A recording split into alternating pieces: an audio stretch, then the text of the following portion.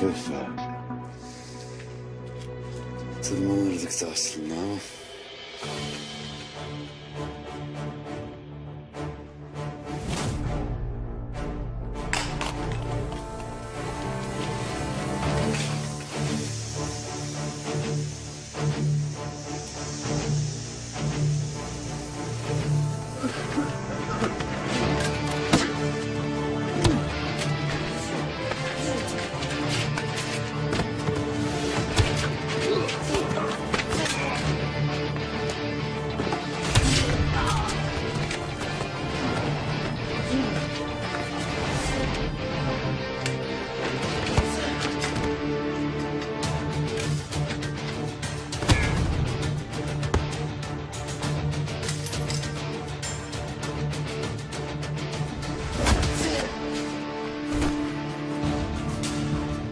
Kimsin lan sen?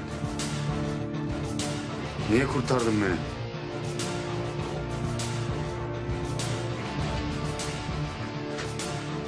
Kime diyorum?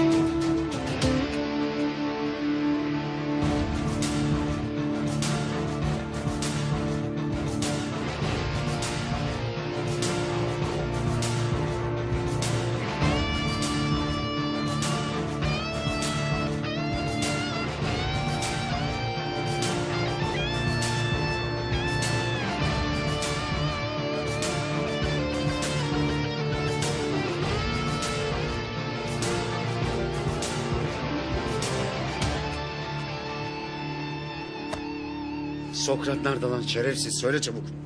Konuş lan! Kızımı nerede tutuyor? Söyle. Konuş diyorum. Kızı nerede saklıyor? Söyle lan!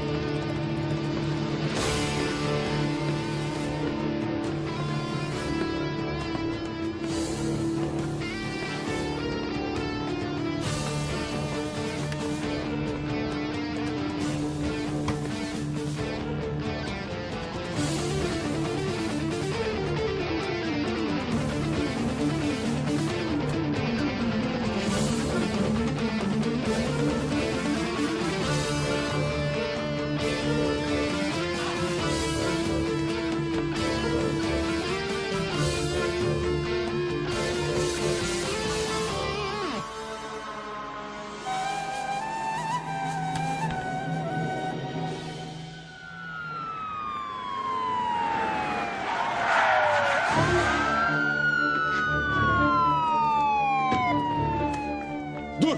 Dur sakın yapma. Yapma dur. Dur sakın yapma. Sakın. Yapma dur. Ulan eğer yalan söylüyorsan bu senin son gecen olacak, bunu bil.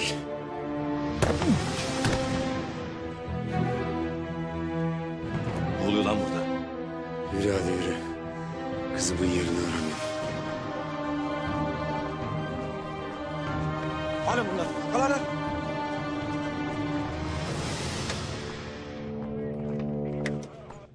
Hadi bebeğim oturt sen de böyle.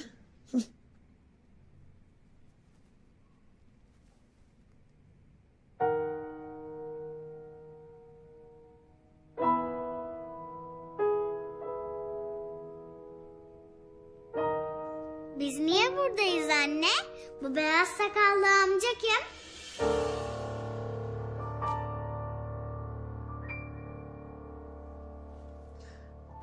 Şeymacığım, o senin Gel.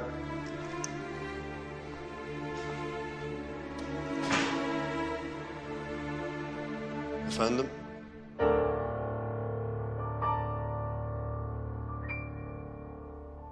Şeymacığım hadi gel. Biz diğer odada oynayalım.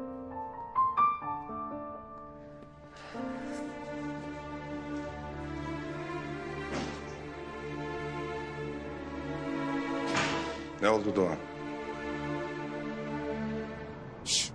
Bana bak lan. Bu Akıncı senin neyin oluyor? İkide bir gelip seni kurtarıyor. Ne bileyim Ünsal. Ne soruyorsun bana ya? Ben neyin derdindeyim, sen neyin derdindesin ya? Kızımı o herifin elinden kurtarmamız lazım. Merak etme oğlum. Sokrat kızına bir şey yapamaz artık. Niyeymiş o? O herif bana zarar vermek için elinden gelen her şeyi yapar. Artık dengeler değişti kertenkele. Artık veremez. Sokrat Bahar'ı kaçırmış.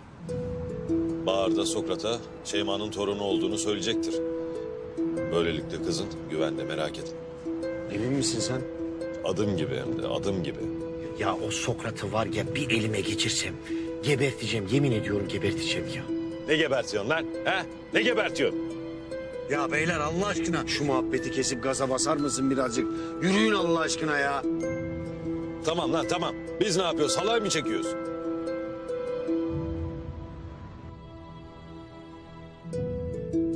Bu Akıncı iyice canım sıkmaya başladı. Neden hep karşıma çıkıyor? Efendim, polisler yerimizi öğrenmiş olabilir. Buradan hemen gitmemiz lazım. Bunu sana ödeteceğim Akıncı. Ortaya çıktığına pişman olacaksın. Kertenkelenin canını kurtarayım derken kendi canından olacaksın. Gidelim Doğan.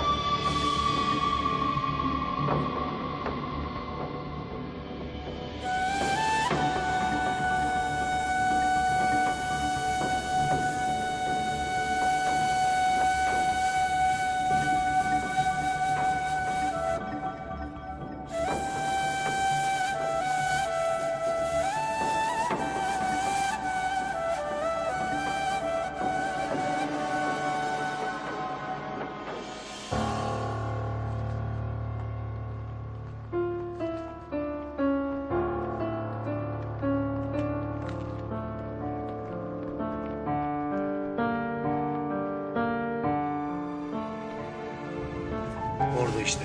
Yürü, devam et. Orada. Yürü. Oradalar. Tamam lan tamam. Gördüm. Avucumuzda. Hiçbir yere gidemez.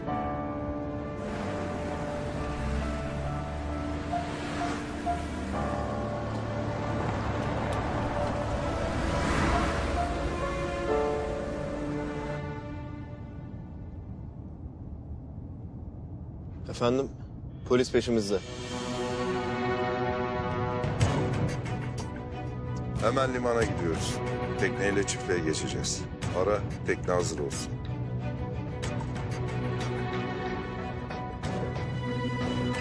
Ya Uysal, bas şu gazı hadi bas. Ya bas şu gazı hadi. Tamam lan tamam.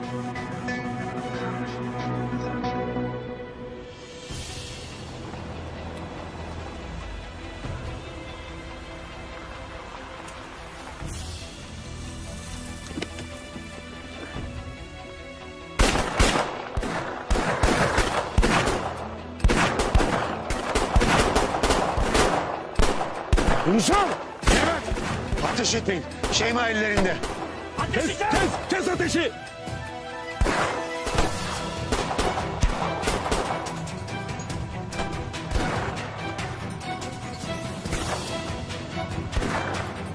Kahretsin gidiyorlar. Ateş etmiyoruz, hayvan gibi şey yapmıyoruz, çıkıyoruz ya.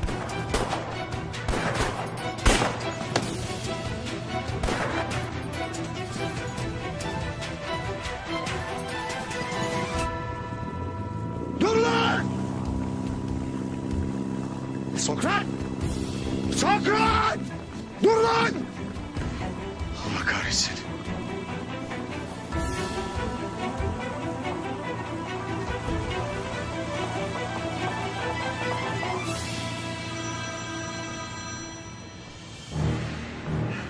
Yerin dibine de girsen seni bulacağım.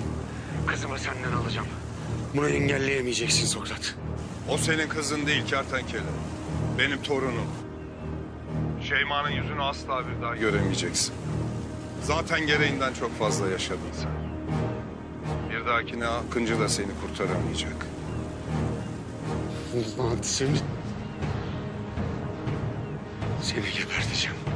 Allah'ım seni bulacağım, geberteceğim. Geberteceğim. Merak etme.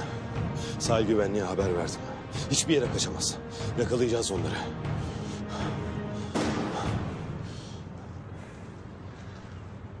Şeyma'nın benim kızım olduğunu zamanında söylesen bunların hiçbirisi başımıza gelmeyecekti. Neyi saklıyorsun lan benden manyak? Benim yüzümden ne oldu? Sen Şeyma'yı hak etmiyorsun be. Sen yarın öbür gün bir suç işlesen Şeyma'ya ne olacak? Ne diyorsun lan sen? Ne diyorsun? Sen ne diyorsun lan? Sen ne diyorsun? Saçmalamayın lan! Saçmalamayın! Kendinize gelin! Allah Allah ya! Yürüyün gidiyoruz.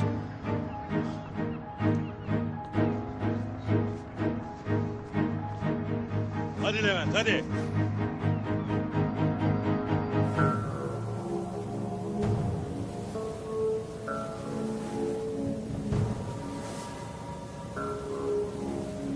Sahil güvenliğe haber vermişlerdir. Onlardan kaçamayız. Hemen karaya çıkıyoruz. Çiftliğe karayoluyla devam edelim.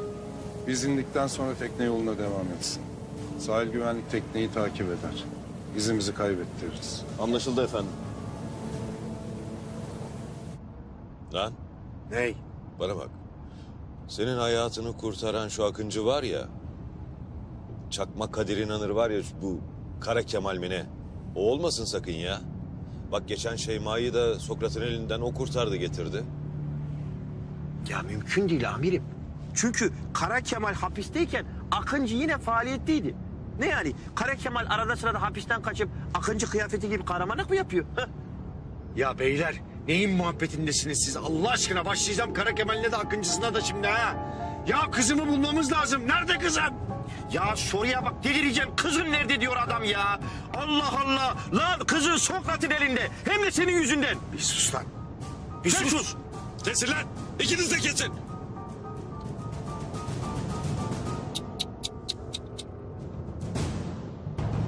Semih'ciğim ya. Acaba her şeyi tekrar gözden geçirsek mi? Ya bu ihale benim için çok önemli biliyorsun. Hayatım hiçbir eksiğimiz yok. Her şeyimiz tamam. En iyi teklifi biz verdik ya. Bu ihale kesin bizim merak etme. Hadi geç arabaya hadi. Melis Hanım, Efendim? Siz kimsiniz? AVM ihalesine girmeyeceksin. Pardon? Anlayamadım. İhaleden çekileceksin. Yoksa senin için hiç iyi olmaz. Melis'ciğim şöyle geçer misin? Şimdi siz bizi tehdit mi ediyorsunuz? Aferin lan. Çok zeki adam mısın sen? Hemen anladın. Bana bak. Beni böyle korkutabileceğinizi sanıyorsanız yanılıyorsunuz. Dağ başı burası be. Hayatım bir saniye. Bir saniye.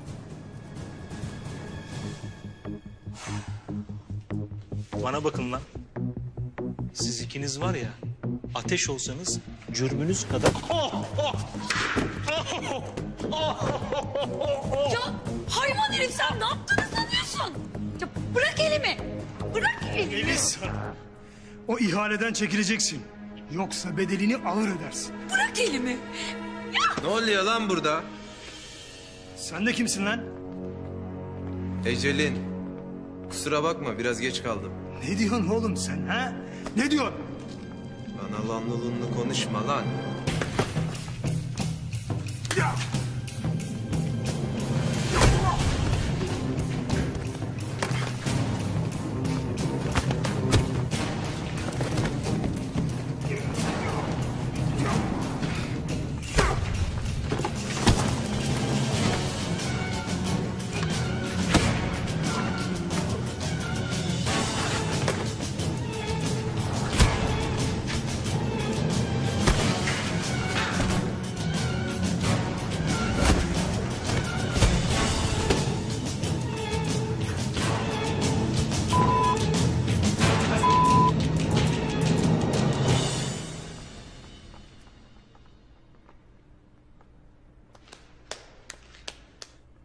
Artık tehlike geçti Melis Hanım. Ne tehlikesi be? Başıma gelen en büyük tehlike sensin. Ama Melis Hanım. Farkında mısın? Ne zaman karşıma çıksan başımı belaya sokuyorsun. Semih. Melisa dua et.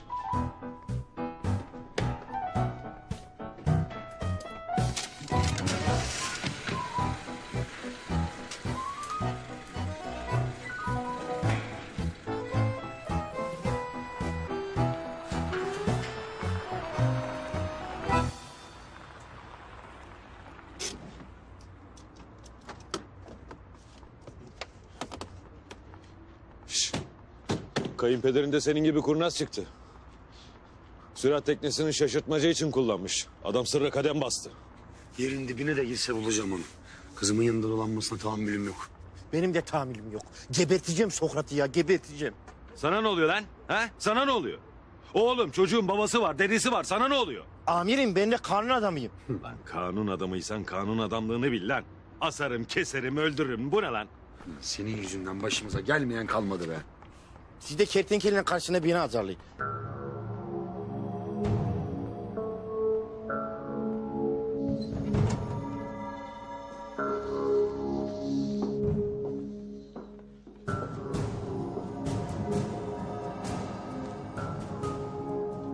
Efendim? Burada güvendeyiz. Akıncı'ya karşı tetikte olun.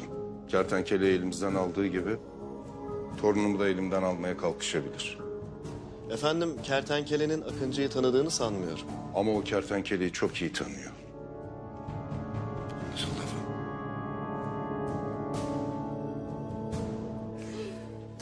Tamam geçti bir şey yok. Ya sana bir şey olsaydı ne yapardın ben? Tamam yok. Lan gerizekalı. Ne şom ağzısından. Niye söylüyorsun oğlum Sokrat'ın kertenkeleyi öldürmek istediğini? Ama Allah'tan avuncu geldi. Avuncu kertenkeleyi eğer Sokrat'ın elinden kurtarmasaydı... ...o zaman şu ana kadar 20 parça olmuştu sevgiliniz yani. Lan ayarsız konuşma lan. Konuşma! Ama biz maalesef Şeyma ile Bahar Hanım'ı Sokrat'ın elinden kurtaramadık. Ama çalışmalarımız devam ediyor, kurtaracağız. Bundan sonra sizin güvenliğinizden de biz sorumluyuz. Çünkü yani Sokrat ne yapıp edip kertenkeleye zarar vermek için geri dönecektir mutlaka. Aferin Mehmet. Levent konuşma. Konuşma. Yürü gidiyoruz. Yürü oğlum. İyi akşamlar. Yürü. İyi akşamlar. Senin ben çeneni bağına. Ziya, Yok bir şey hayatım tamam hadi ne olur hadi biz çıkalım yukarı biraz dinlenelim. Hadi. yenge çıktık biz. Tamam. Hadi iyi dinlenmeler. Allah'ım ya neler geliyor başımıza. Of.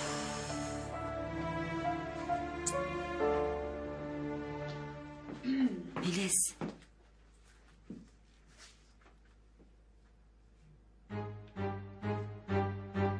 Semih, ne oldu oldu senin yüzüne? Küçük bir tatsızlık diyelim. Küçük.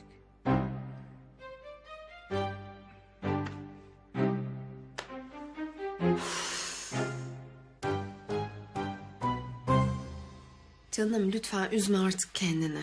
Ülsan enişten mutlaka kurtaracak Şeyma'yı o adamın elinden. Ne bileyim ben Zehra. Ne bileyim bir görseydim bir sarılsaydım bari bir şey yani.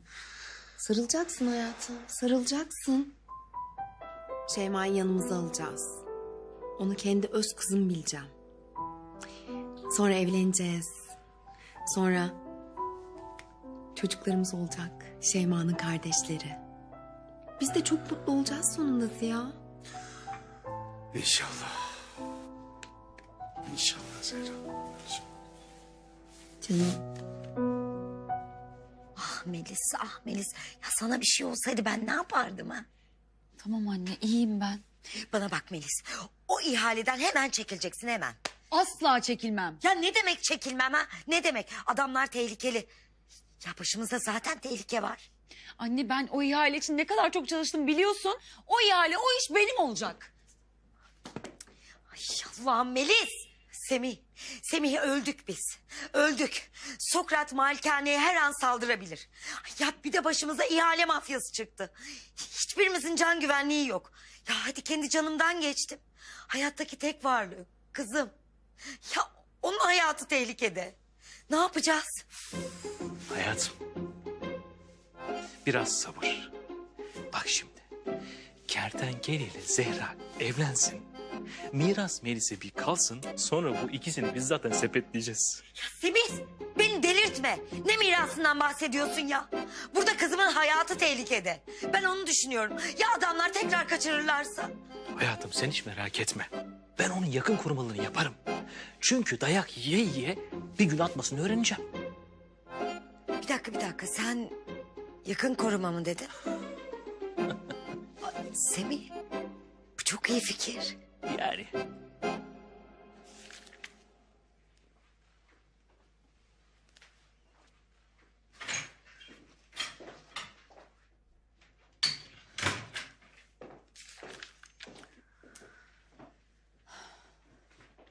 Yarın ilk iş olarak güvenlik şirketlerini arayıp sana özel bir koruma tutacağım, haberin olsun. Ya anne bu da nereden çıktı Allah aşkına ya? Ya itiraz istemiyorum.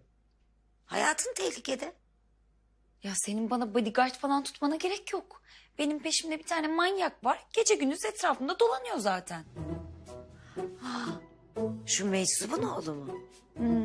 Ne güzel işte. Bu bodyguard seni ondan da koruyacak. Fena fikir değil. Anne bunlar kötü adamlar mı? O beyaz sakallı amca bizi niye buraya getirdi? Bak şimdi bebeğim. O beyaz sakallı amca aslında senin deden. Dedem mi? Evet. O amca senin baban mı? Peki sen ona neden hiç baba demedin? Ben duymadım, o da sana kızım demedi. Bak şimdi kızım.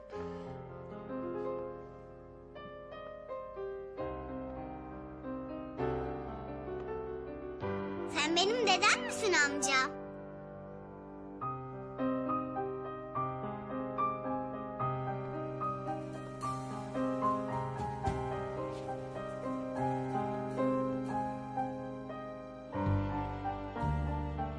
Canım yavrum. Prensesim benim.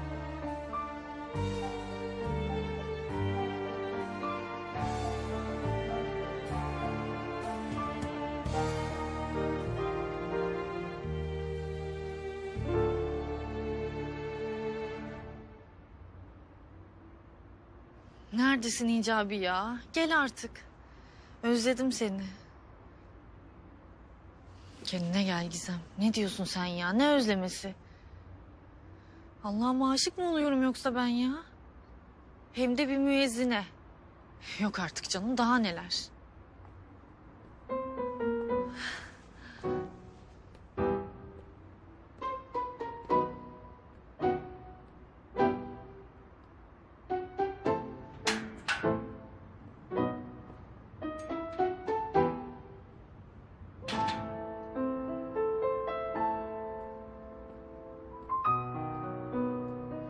Allah'ım niye aptal aptal gülümsüyorum ben ya? Yeter ama artık Hicabi. Sana aşık olacağıma gidip Taksim'de anırım daha iyi. Ben artık bu mahallede daha fazla kalamam ya. Yoksa aşık olacağım. Of!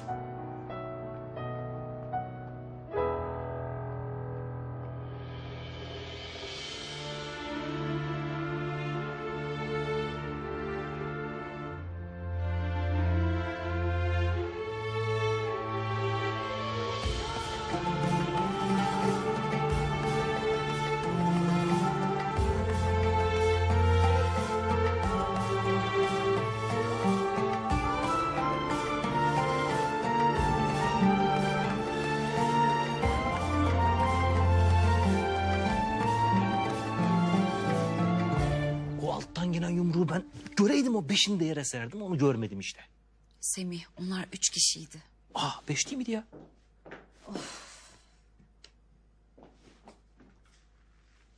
Ya 10 tane güvenlik şirketi aradım. Sokrat'ın buraya musallat olduğunu öğrendikleri için hiçbiri işi kabul etmedi. Oh kurtulduk. Ama son aradığım şirket birini ayarladı. Ya adam gözünün gördüğü hiçbir şeyden korkmuyormuş. Olağanüstü bir adammış. Anlata anlata bitiremediler. Ya anne sen ciddi misin? Ya ne demek ciddi misin Melis? Ne demek ciddiyim tabii. Daha dün başına gelenleri unuttun galiba. Anne of. Ya bak hem seni korumuş olacak hem de bizi korumuş olacak. Nasıl yani? 24 saat seni koruyacak. Böylelikle malikaneyi de korumuş olacak. Ne? 24 saat mi? Evet. Anne inanamıyorum sana ya. Geldi işte. Anne ben istemiyorum koruma moruma lütfen. İtiraz istemiyorum Melis. İtiraz istemiyorum. Çıldıracağım. Yani gerek yok.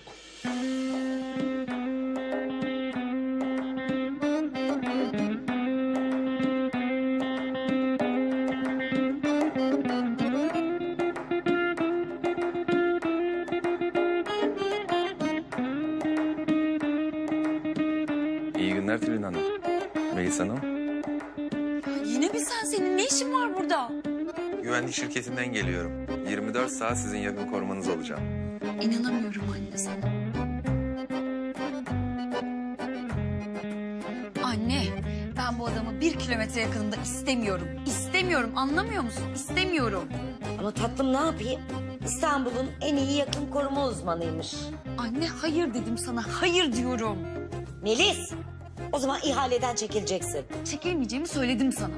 O zaman yakın koruman olacak. İtiraz istemiyorum o kadar. Melis Hanım, bir yakın korumanın ilk görevi nedir bilir misiniz? Nedir?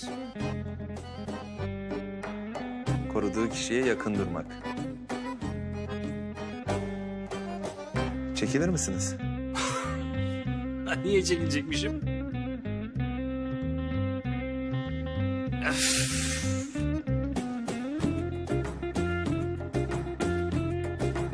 Aynen bu şekilde Melis Hanım.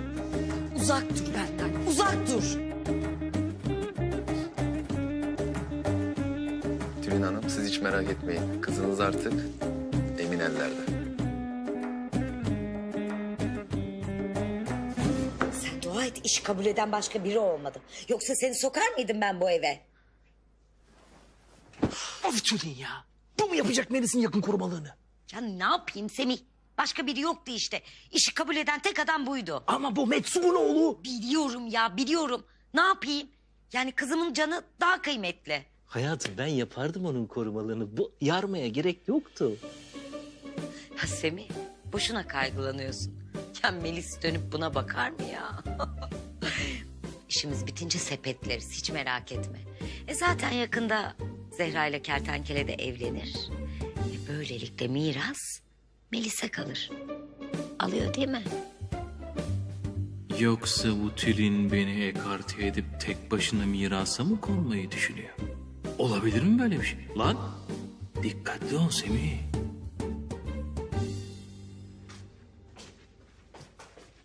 Aa, senin ne işin var burada? Vay çifte kumrular, ne haber? Size güzel bir haberim var. Bundan sonra daha sık karşılaşacağız. Ne diyorsun sen ya? Artık Melis Hanım'ın yakın korumasıyım. Yani sizin anlayacağınız 7/24 yakın markajındayım. Ne?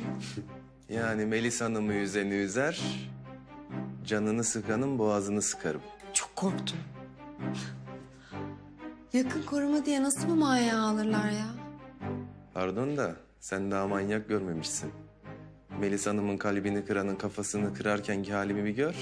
Ondan sonra tekrar konuşuruz. Oo, ama şimdi bir dakika lütfen ya. Siz bir dışarı çıkar mısınız? Evin içinde yakın koruma neymiş? Bu ne saçmalık?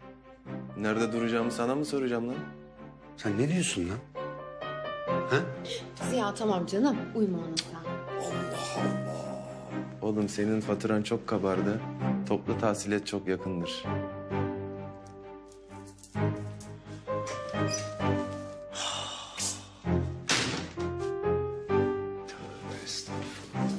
Bak göreceksin. Yenge ne oluyor burada? O adamın ne işi var? Ha Zehracığım biliyorsun malikaneye bastılar. Dün de Melis'i tehdit etmişler. Artık tehdit altındayız. Yengecim, Ziya burada işte. Korur o bizi. Ya tabii hani o da korur da biz böyle daha profesyonel bir yardım alalım dedik. Yengecim, güzel yengem. O adamı bu eve koruma diye nasıl sokarsın ya? Ya kısa bir süreliğine bir tanem. Ay Zehracığım niye anlamıyorsun? Yani kısa bir süreliğine mecbur kaldım. Yoksa ben de istemezdim onu burada. Tamam yengecim. Başka koruma mı yoktu? Evet yoktu. Sokrat'ın adamlarının bize saldırdığını duyan herkes yan çizdi. Bir tek Kara Kemal kabul etti. Yani düşün artık nasıl bir belaya düştüysek.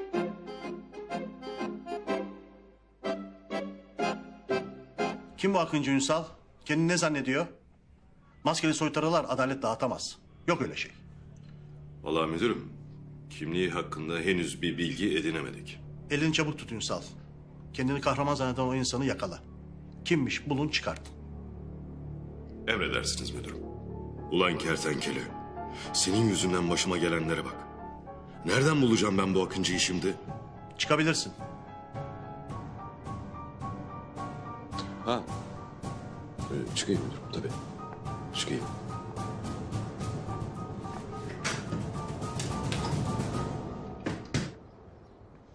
Allah'ım ya biz adamdan kaçıyoruz adam bizi buluyor. Cık, hayret bir şey.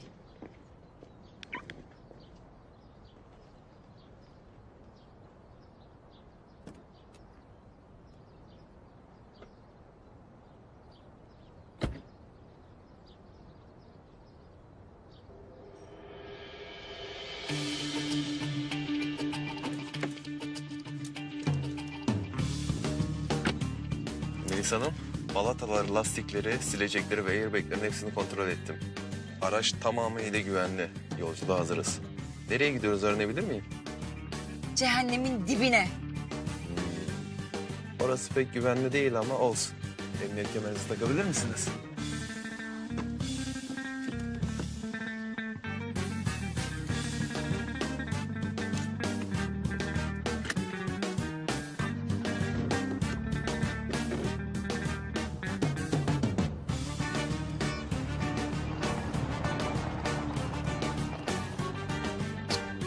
Böyle olmayacak.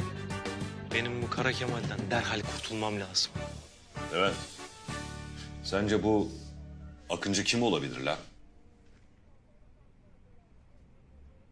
Maskeli adam amirim. Alnında hilal var. Gerçekten mi lan? Evet. Lan gerizekalı biz de görüyoruz. Doğru. Yani ben kendi gördüğümü söylüyorum amirim. Kes lan. Ama bana bu konu hakkında bilimsel fikrin nedir bu konuda Levent diye soruyorsanız... ...bu Akıncı bence kertenkelenin uzaktan akrabası amirim. Hareketlere bak lan. Çakma Sherlock Holmes.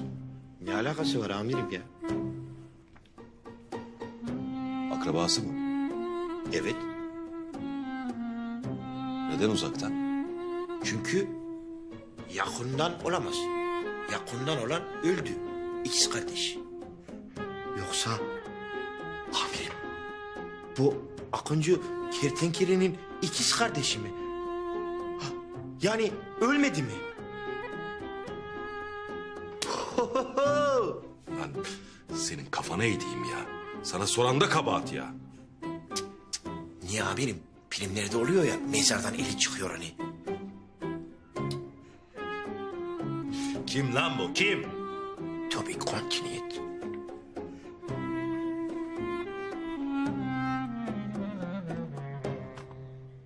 Canım. Hiçbir şey yemiyorsun. Lütfen bir iki lokma bir şeye bak. Benim de boğazımdan bir şey geçmiyor. Zehra, gerçekten hiçbir şey yiyesim yok ya. Şeyma geldikçe aklıma çıldırıyorum. Hele o herifin onun yanında olduğunu düşündükçe delirecek gibi oluyorum yani. Lütfen endişelenme. Sokrat artık Şeyma'nın torunu olduğunu biliyor. Ona bir zarar vermez. Hayda. Gizem. Zehra, Gizem ne oldu? ben artık dayanamıyorum Zehra. Canım neye dayanamıyorsun? Ne oldu? Ben Hicabi'ye aşık olmak istemiyorum Zehra.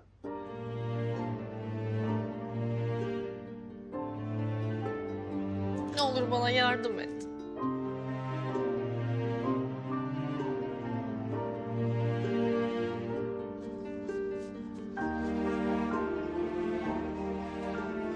Namahrem olan birini özlemek caiz midir?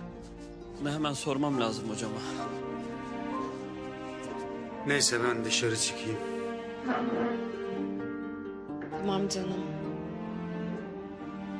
Hadi canım gel otur biraz solukla. Sil gözünün yaşını.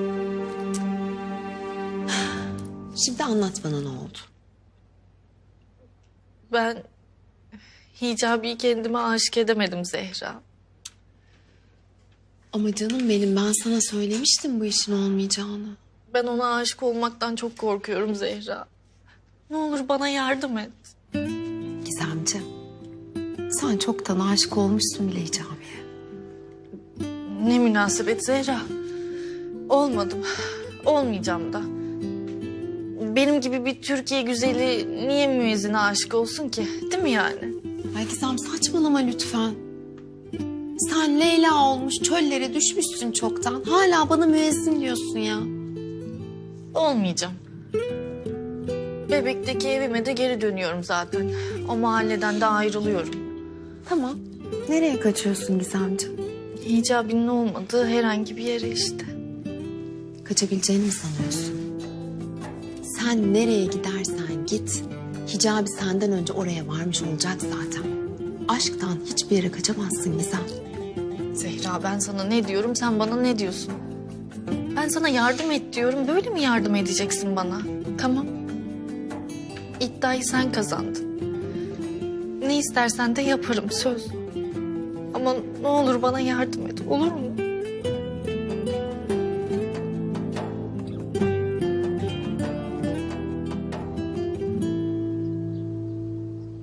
Namahrem olan bir kişiyi özlemek.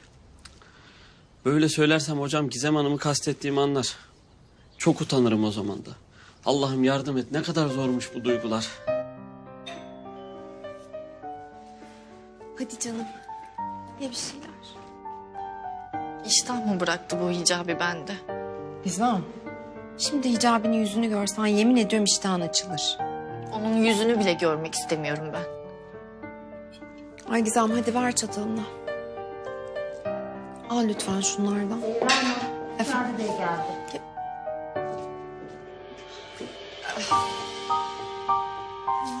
Hoş geldin Hicabi. Hoş bulduk Zehra Hanım. Ben hocama soru sormak için gelmiştim.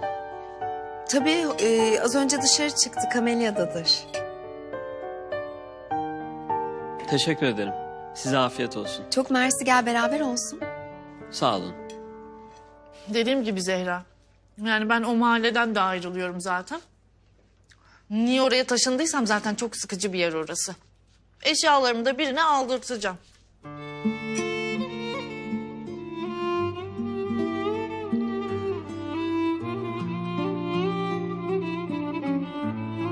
Gizem sen ne yaptın?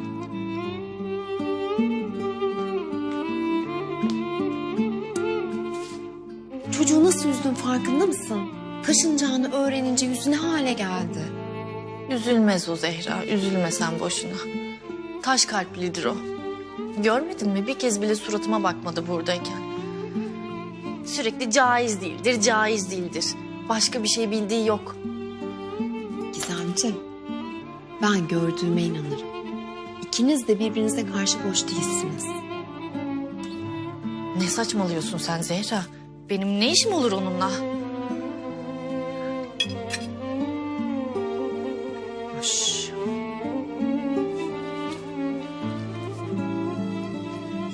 Gizem, ben sana ne demiştim? Ne demiştin? Hicabi'yi gördüm bak, açıldı iştahın. Ye, al. Ye. Devamı da var ye. Ulan kim bu Akıncı ya? Benim hayatımı niye kurtarıyor ki? Beni kurtaracağına keşke Şeyma'yı kurtarsaydı.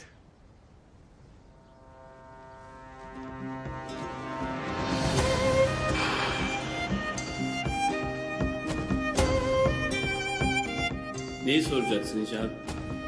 Boş ver. Zaten taşınıyormuş. Özlesen ne olur, özlemesen ne olur?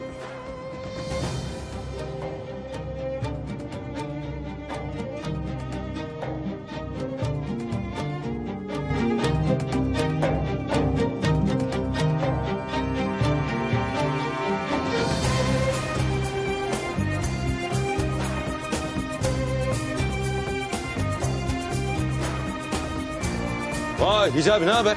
Hicabi bir soru soracaktım sana. Hicabi. Lan dinle lan. Epeydir kafamı karıştırıyor. Yıllardır kovaladığım bir suçlu var.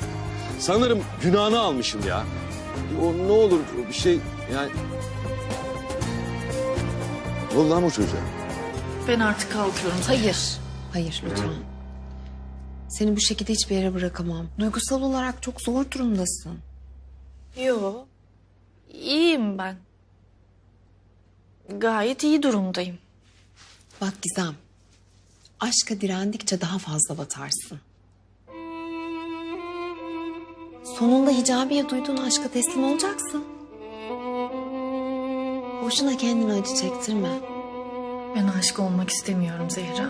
Aşık olmak istemiyorum. Ama niye? Beni sevmeyen birine aşık olmak istemiyorum Zehra. Bak canım, aşk karşılıksız olsa bile güzeldir. İnsana kendiyle ilgili bilmediği şeyler öğretir. Niye beni sevmiyor ki Zehra ya? Niye sevmiyor yani? Kendini ne sanıyor ki? Tamam canım, sakin ol. Şimdi bunları düşünme, tamam mı? Sen birkaç gün burada kal, kafanı dağıtırsın. Gezeriz, bir yerlere gideriz. Daha iyi hissedersin belki, olur mu? Nedir lan senden çektiğim? Oğlum senden kurtuldum derken başıma bir de bu Akıncı çıktı şimdi. İşin yoksa onu kovala. Vallahi sen de haklısın be Ünsal. Hayatım beni kovalamakla geçti değil mi? Vay lan. İlk kez bana hak veriyorsun ha. Haklısın çünkü. Haklıyım ama bir işe yaramıyor. Sen asıl işe yarayacak bir şeyler söyle. Kim bu Akıncı? Sesini falan duydun mu? Ne bileyim Ünsal, ne Akıncısı ya? Benim derdim Akıncı mı? Allah'ım ya Rabbim ya. Ben o şerefsizin peşindeyim. Kızım hala o herifin elinde. Ya sen hala orada mısın lan? Oğlum rahat bırak adamı ya. Torunuyla birazcık vakit geçirsin ya.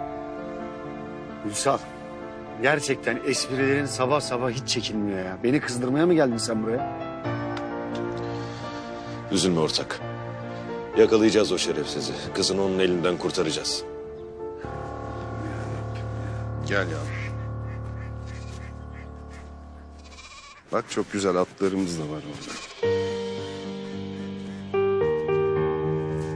Gel.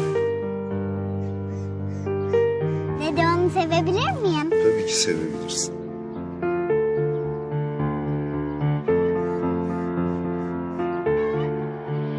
Dede, bu benim olsun mu? Olsun tabii hayatım. Bundan sonra benim olan her şey senin zaten. Efendim? Kertenkele ve Akıncı.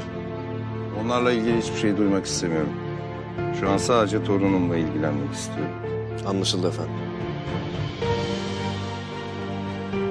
Bak gözlerin ne kadar güzel değil mi?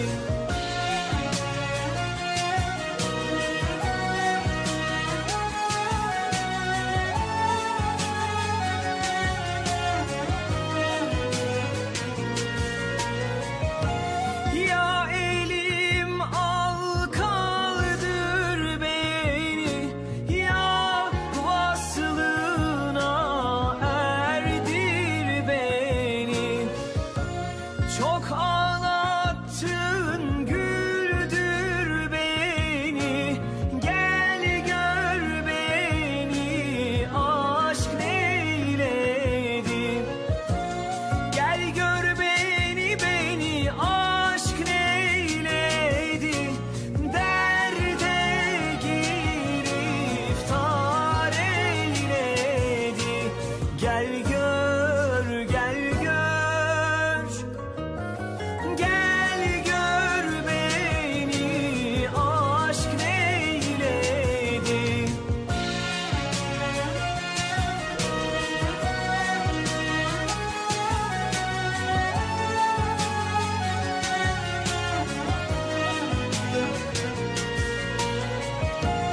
Miskin Yunus bir çareyim, baştan ayağa yareyim. Dost elinde avareyim. Gel gör beni, aşk neyledi. Gel gör beni, aşk neyledi. Derde giriftar eyledi. Gel gör, gel gör. Gel gör beni, aşk neyledi.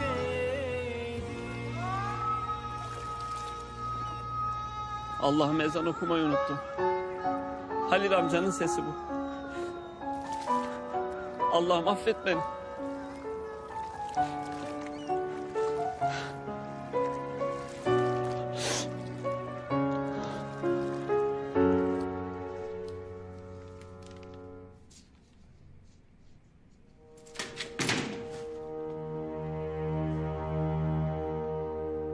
Biz sana o ihaleden çekileceksin demedik mi Melis Hanım? Çekilmiyorum. Yediğiniz dayak yetmedi mi? Sizden mi korkacağım be?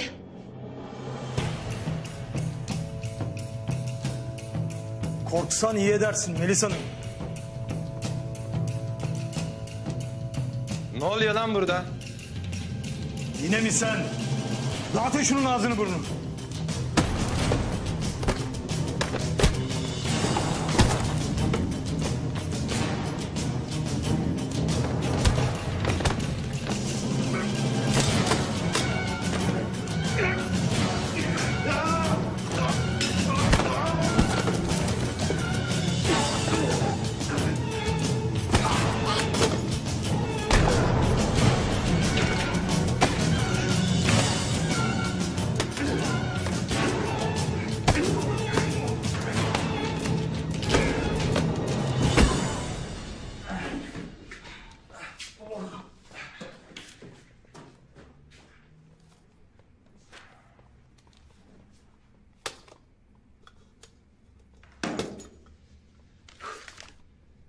İyi misiniz Melis Hanım? Hale bak, mahvettin her yeri. Ya sen ortalığı dağıtmadan dövüşemez misin? Kusura bakma, bir dahakine dağıtmam canım. Bana canım deme. Tamam canım. Şimdi kırdım ağzınızı burnunuzu. Bir şeyin yok ya canım. Ay, bana canım demeyin ya.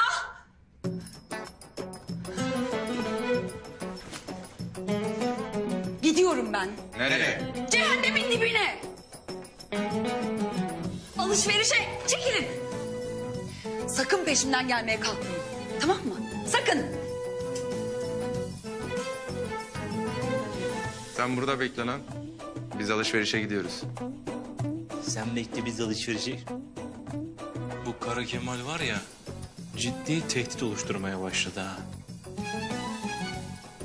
Ben de gideyim bari.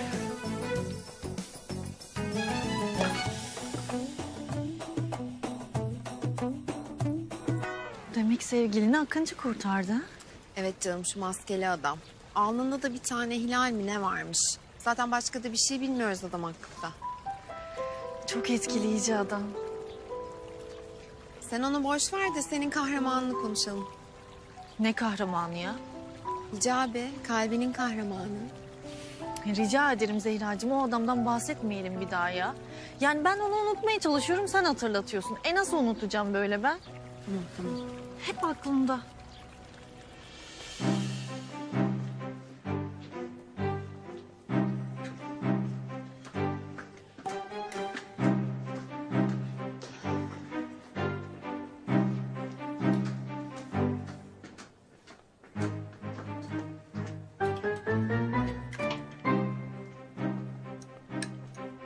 Bir dakika Melisa.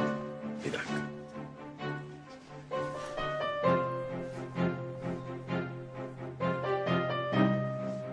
Buyurun Melisa Hanım, güvenli. Hey Allah'ım ya.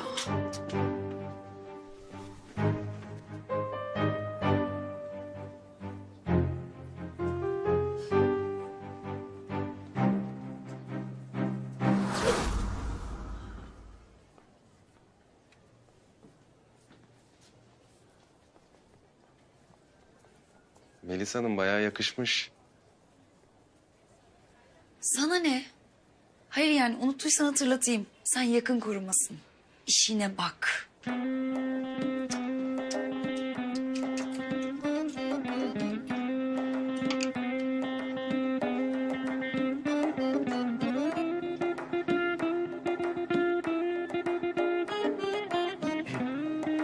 O olmaz Melisa Hanım. Mevsim şartlarına uygun değil. Hasta falan olursunuz. Ya versene şunu. Allah'ım çattık.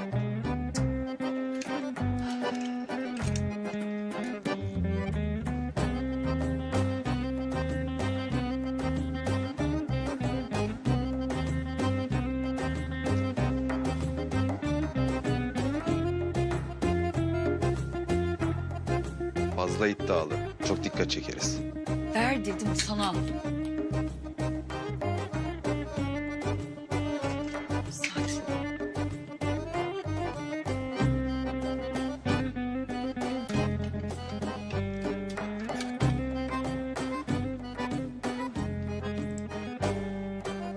O da olmaz. Yine ne var?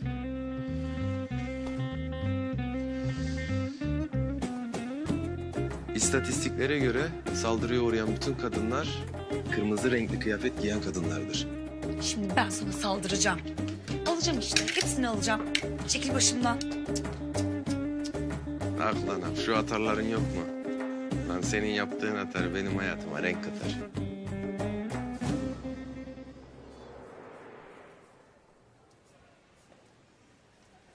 Benim bu adamdan kurtulmam lazım.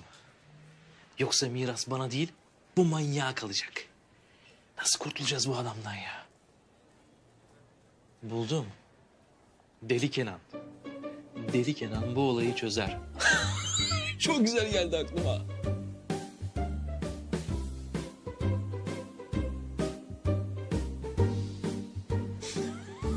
Bir gülmek geliyor. Banu Hanım, davetimi kabul ettiğiniz için çok teşekkür ederim. Hem beni affettiğiniz için de çok mutluyum. Teşekkür ederim. Benim sizi affettiğim falan yok Kenan Bey. Hem geçen gün yaptığınız kabalıkları da unutmuş falan değilim yani. Banu Hanım, lütfen ya. Benim bu saçmalıkları yaptığıma nasıl inanabilirsiniz siz? Hem ben size aşığım. Nasıl böyle bir şey yapabilirim? Bu olsa bizim aşkımızı çekemeyen birinin yaptığı saçmalıklardan başka bir şey olmaz. Hem bak göreceksiniz, onu bulacağım, sizin gözünüzün önünde cezalandıracağım ben.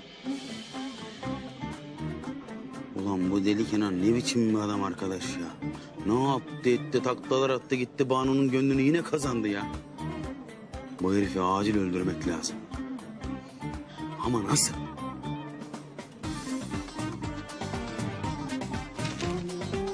Kara Kemal. Tabii ya.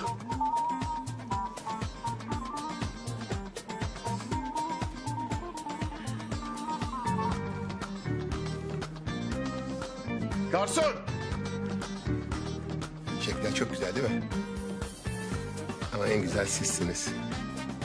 Sizin renginizin yanında bunlar soluk kalır. Konuş.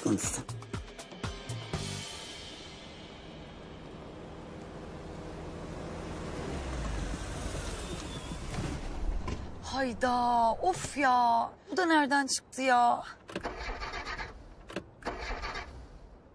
Eve de az kalmıştı. Çekici çağırayım en iyisi. Hiç gerek yok Melis Hanım ben buradayken. Sen manyak mısın? Yokuş yukarı araba mı itilir?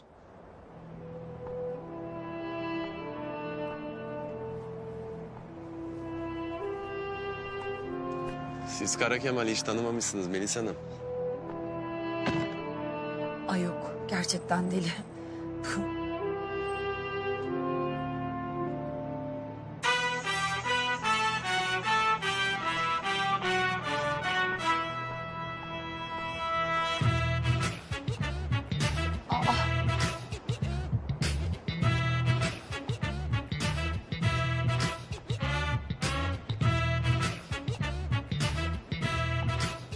Aa, bu deli bu ya. Bayağı arabayı itiyor. Yokuş yukarı araba itiyor.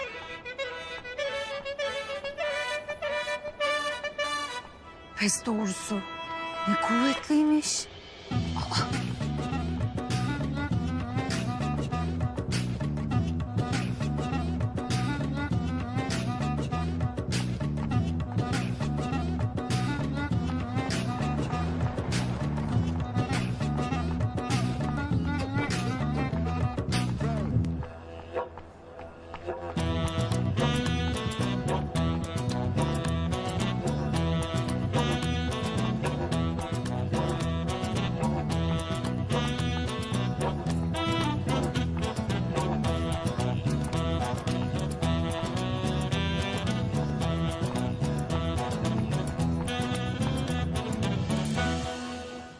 Evden birkaç parça şey alıp akşama gelirim canım. Tamam canım. Mahalleye mi gideceksin? Yok ya, Bebek'teki eve gideceğim. Ne işim olur o mahallede artık?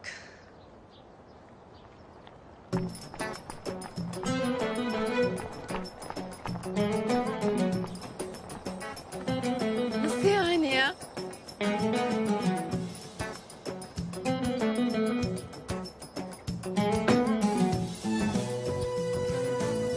Rezil ettin beni. Rezil, rezil. Herkese rezil oldum.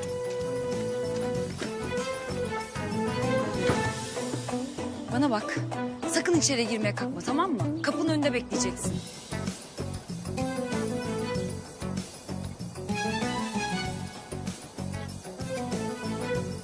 İyi oldu lan. Uzun zamandır da itman yapmamıştık ha. Hocam, bu Sokrat denilen herif sırra kadem bastı. İstanbul'un altını üstüne getiriyorum. Hiçbir yerde bulamıyorum herifi ya. Polisten haber var mı hocam? Yok Kenan Bey. Polisten de haber yok. Bekliyoruz. Bu Akıncı mıydı neydi o? Niye bir şey yapmıyor hocam? Kim? Akıncı diye biri varmış ya hocam. Ha, ne bileyim Kenan Bey. Ben yani bilmiyorum. Adamın kim olduğunu da bilmiyorum yani. Nereden çıktı onu da anlamadım. Ulan arkadaş ya. Adını sanını bilmediğimiz maskeli bir adamdan medet umuyoruz. Ulan Sokrat, seni bir elime geçireyim var ya. Arzın merkezine gömeceğim. Bir daha kimse bulamayacak seni. Neyse hocam. Bana müsaade Kenan Bey. Ben kalkayım. Sağ olun. Hadi. Görüşürüz. Hadi görüşürüz hocam.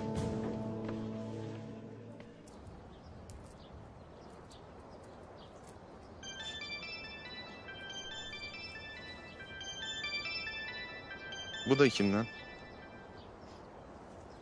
Alo. Kara Kemal, beni iyi dinle. Deli Kenan, Melis Hanım'a yazıyor, haberin olsun. Ne diyorsun lan sen? Kimsin oğlum sen? Bir dost.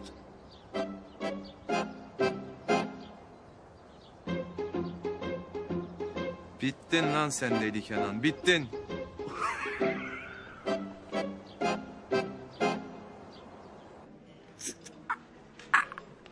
Hadi hadi. Yeneni yarışa götüreceğim oğlum hadi. Ayrıca bir maaşta ikramiye vereceğim lan.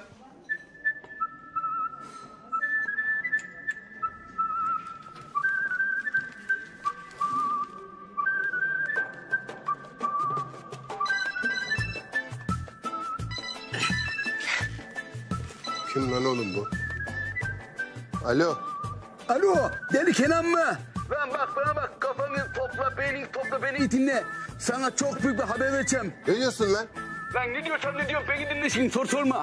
Bu senin aşık olduğun kadın var ya Banu. Çok sevdiğin, hayatını aradığın. Allah'ım ne diyorum ben ya? Bu Banu'ya bu senin... Kara Kemal var ya, Kara Kemal çok pis yazıyor. Elinden kalacak, haberin olsun. Ben ya namusunu temizle, namusunu. Ne diyorsun oğlum? Kimsin lan sen? Bir dost.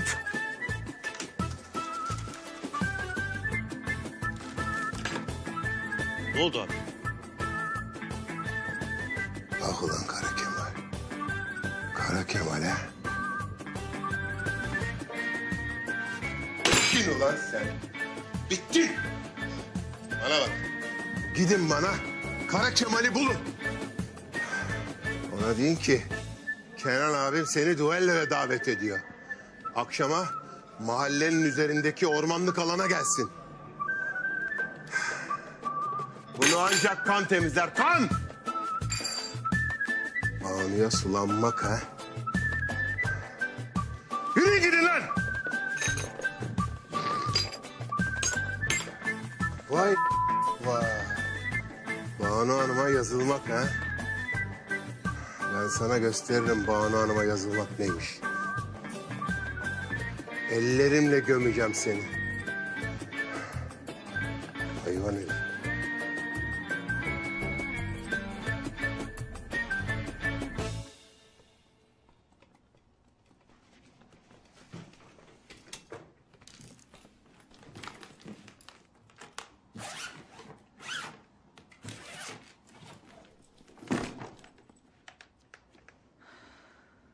Acaba Zehra doğru mu söylüyor ya?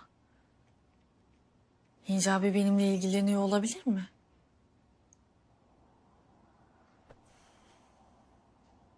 Bunu anlamanın tek bir yolu var.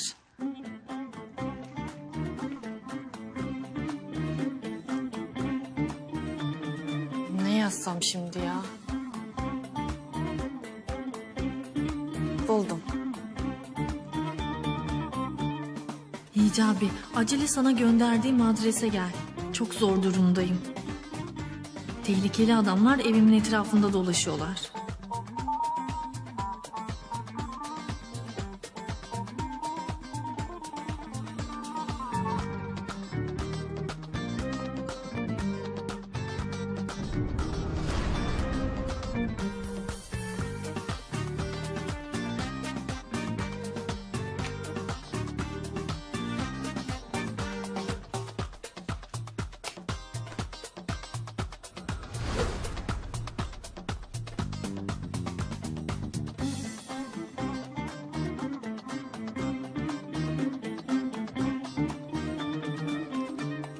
Uyuz Hicabi ya.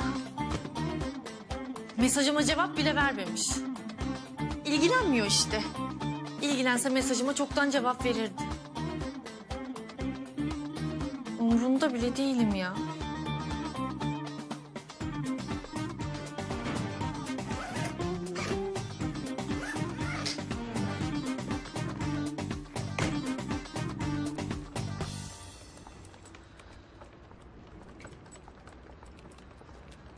Şu Hicabi'ye bak ya. Mesajıma cevap bile vermedi. Demek ki ona gerçekten ihtiyacım olsa gelip beni kurtarmayacak. Bir de ben bu adamı mı seveceğim? Daha neler?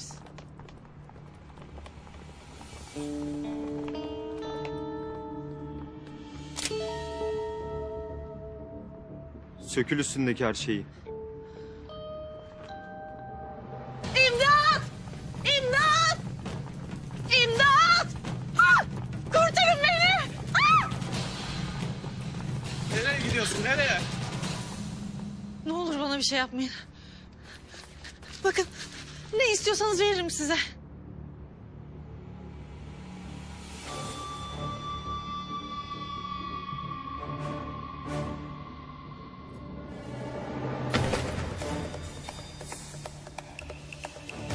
Kim lan bu maskeli soytarı?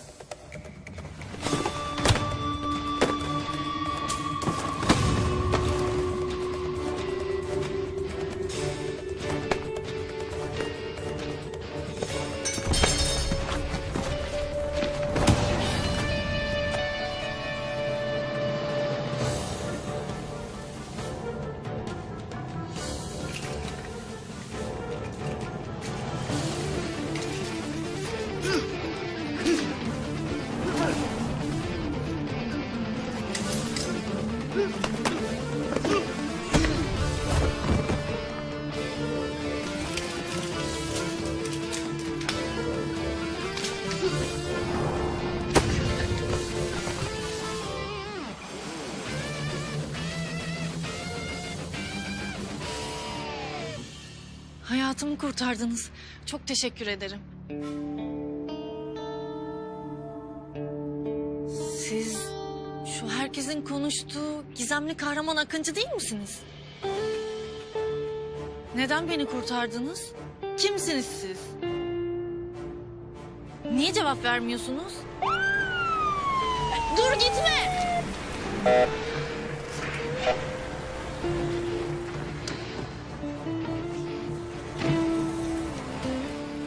Gizemciğim iyi misin? İyiyim Ünsal abi.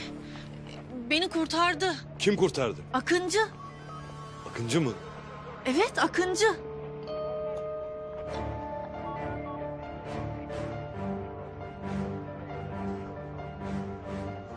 Toplayın hepsini.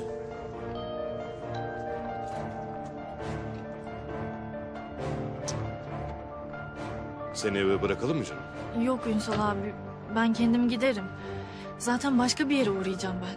Tamam canım. Geçmiş olsun, iyi akşamlar. İyi akşamlar. Hadi Levent.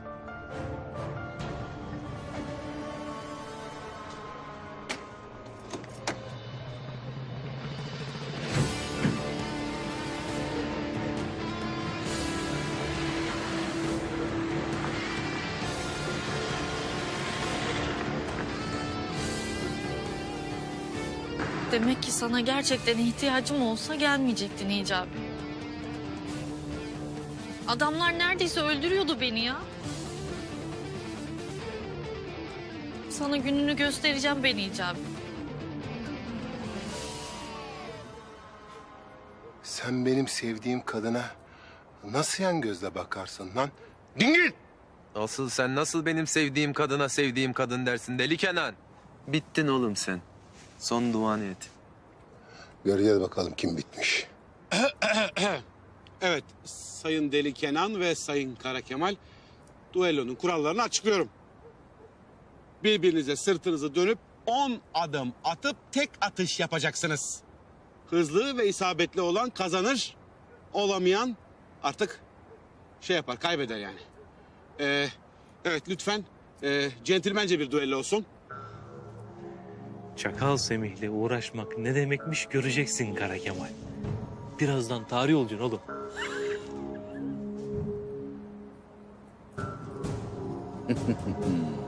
Deli Kenan. 10 adım sonra kurtuluyorum senden. Es-selatü öbür taraf. Buyurun. Başla.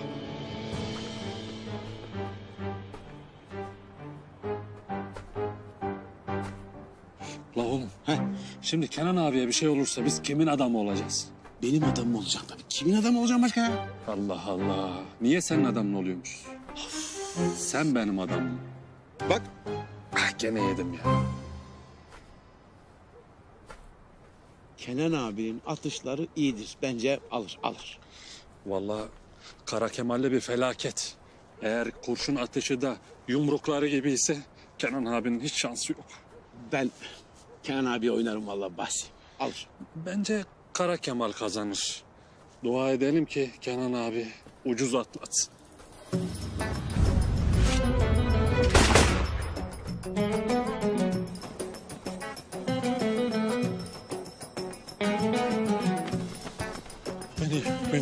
Bende bir şey yok. Bende bir şey yok.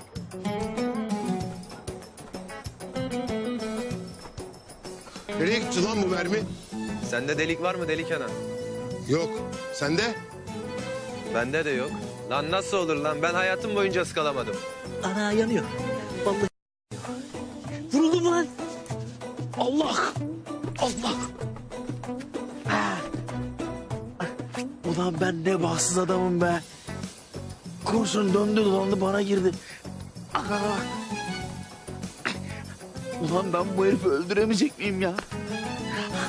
Allah'ım ne istiyorsun benden ya? Evet tekrar deniyoruz. Beyler lütfen bu sefer bir sonuca ulaşalım. Evet dönelim. Bu sefer bittin deli Kenan. Sen nasıl benim sevdiğim kadın Melis'e yan gözle bakarsın ha? Bunun bedelini o pis hayatınla ödeyeceksin. Ne Melis'i? Ne saçmalıyorsun oğlum sen? Melis mi? Melis ne lan? O ne lan? Asıl sen Banu Hanım'a sarkıntılık etmenin karşılığını hayatınla ödeyeceksin. Ben Melis Hanım'a nasıl yan gözle bakarım ya? Hangi lan bu iftirayı bana ha?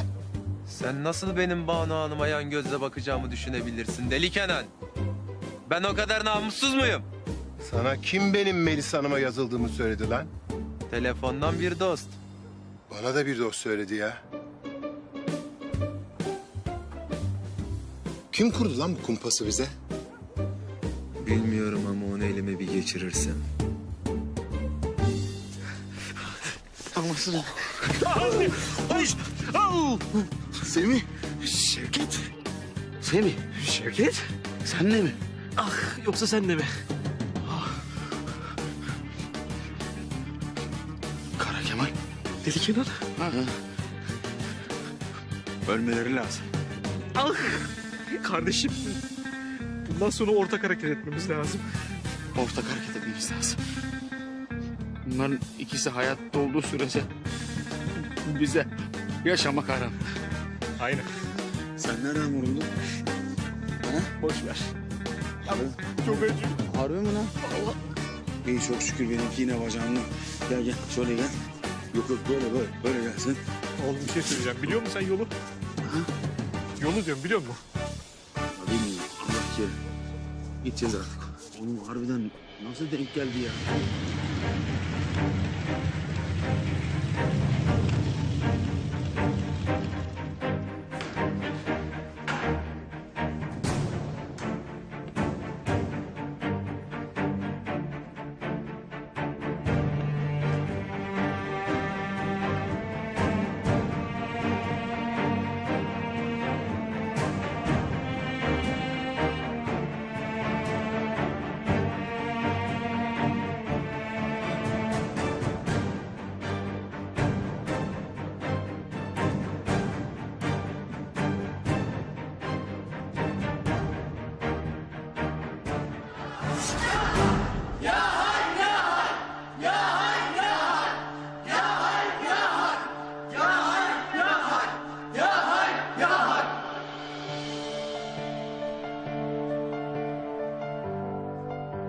Dön.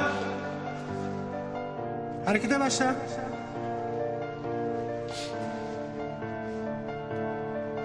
Başla.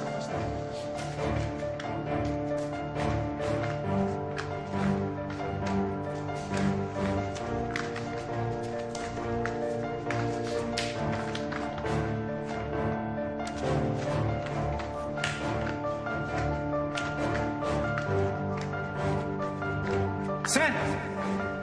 Usta seni çağırıyor.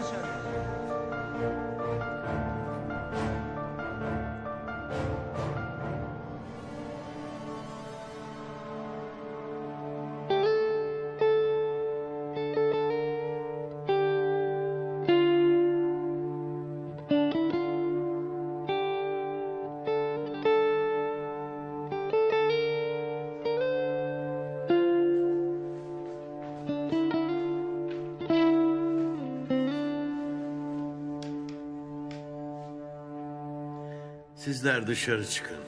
Onunla yalnız konuşacağım.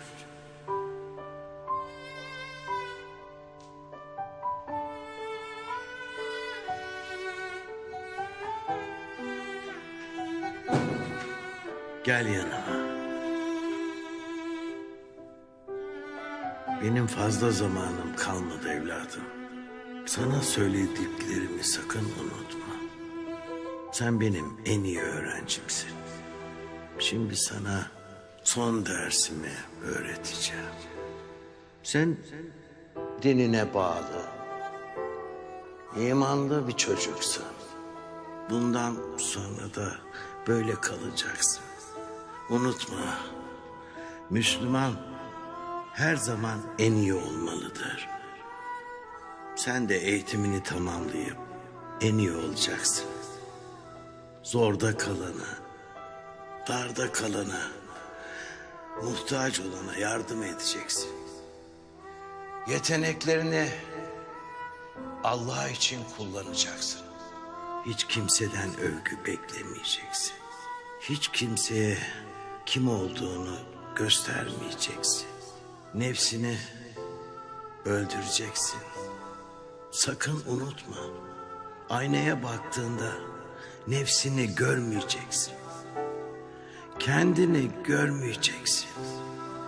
Aynaya baktığında hiçbir şey görmeyeceksin.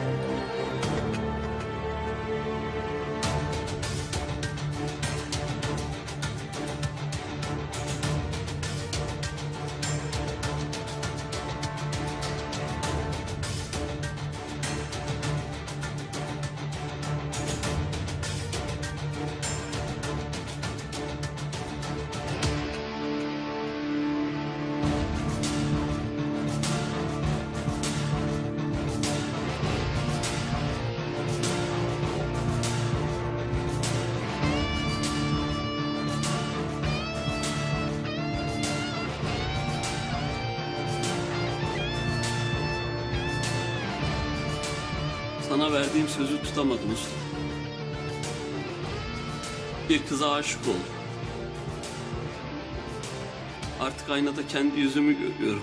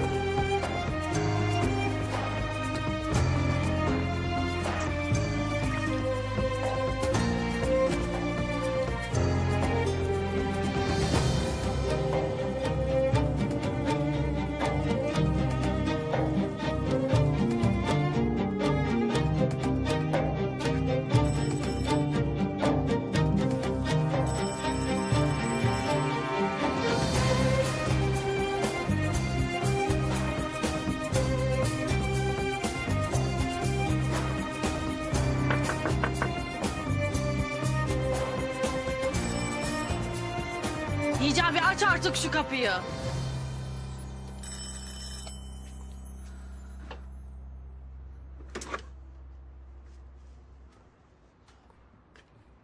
Gizem Hanım, Sana bir çift lafım var. Beni iyi dinle Hicabi.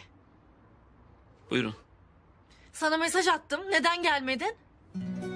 Ya 3 tane tehlikeli adam etrafımı sardı. Ya bana bir şey olsaydı? Hiçbir vicdanı sızlamayacaktı.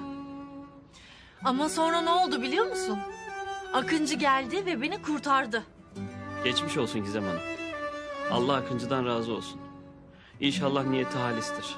Halistir tabii. O senin gibi değil. Yetişmeseydi orada adamlar öldürecekti beni. Ne oldu? Beni sen değil de Akıncı kurtardı diye çok mu üzüldün? Neyse, benim sana ihtiyacım yok zaten. Bu mahalleden de ayrıldım. Bir daha da yüzünü görmeyeceğim. Seni de sevmiyorum zaten. Seni seviyorum diye öyle boş hayaller kurma diye söylüyorum bunları. Bir daha görüşmemek dileğiyle. İyi akşamlar Hicabi.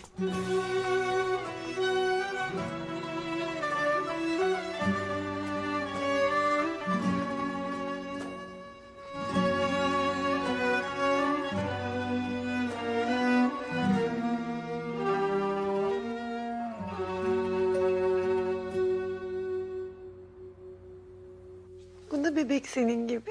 Bak boynuzları var. Büyüyecek bunlar da. Ya çok güzel değil mi bebeğim?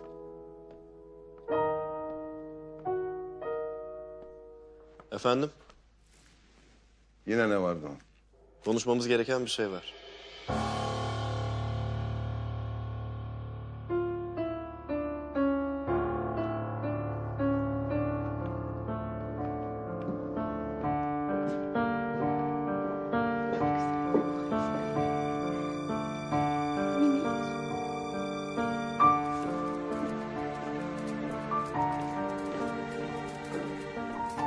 Ne var Doğan? Efendim, Akıncı ortaya çıktı. Nerede? Bir kızın hayatını kurtarmış. Polis de her yerde onu arıyor. Polisten önce ona ulaşmamız lazım. O kızı göz hapsine alın. Belki onunla bir ilişkisi olabilir. Tamam efendim.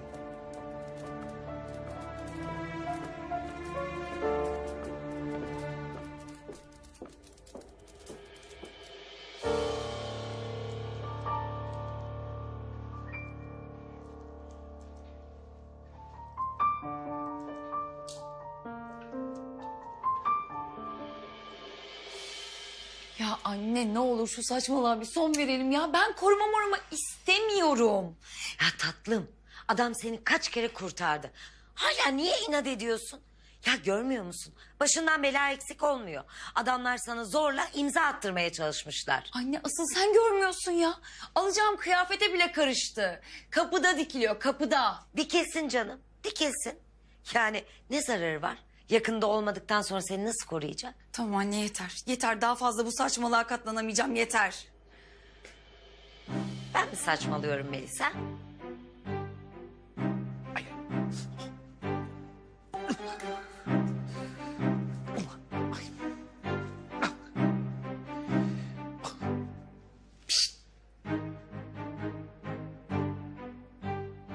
Ne oldu lan Lopez?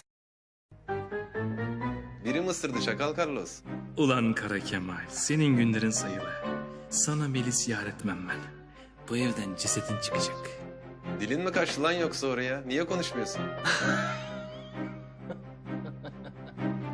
Komik çocuk.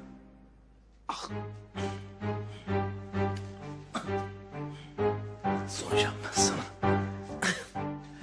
Ay ay ay.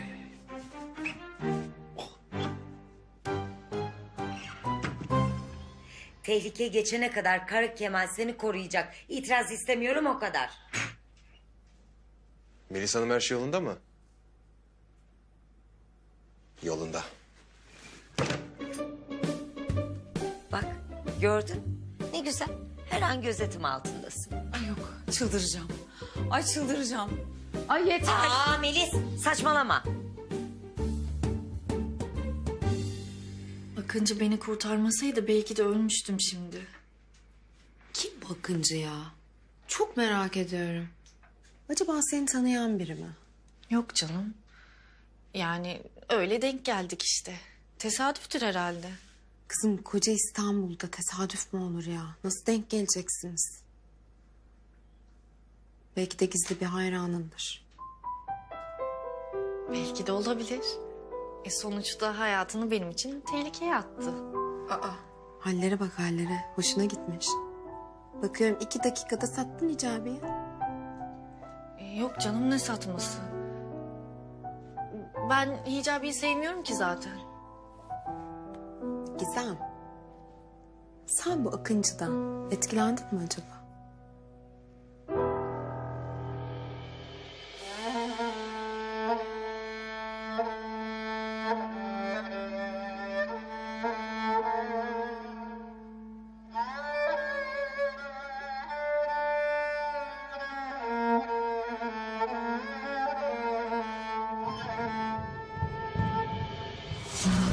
Başlayın çocuklar.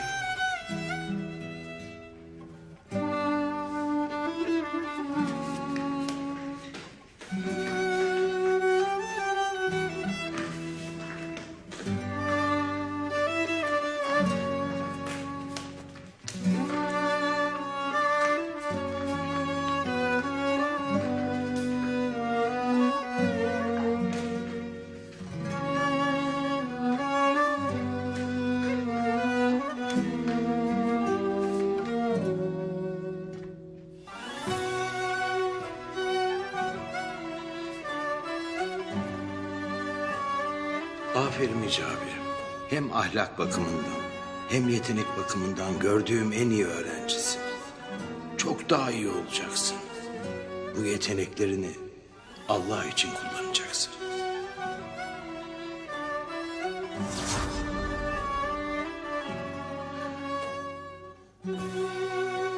Allah'ım yönümü senden başkasına çevirmeme izin verme.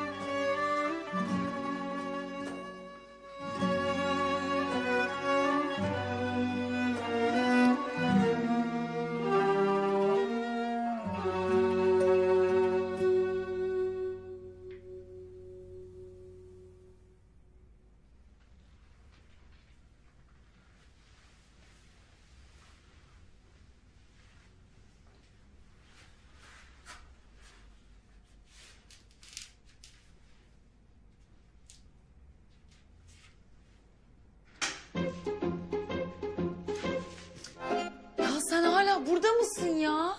Tabii ki Melisa Hanım, her daim. Bir yere gideceksen size eşlik edeyim. Vallahi çıldıracağım ha. Sevecek galiba o da.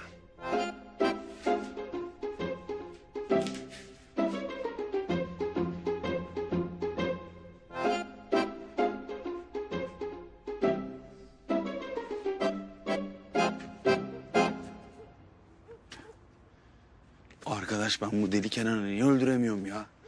Adam öldüremediğim gibi bir de bacağımızdan olduk değil mi? Neyse. Hayırlısıyla.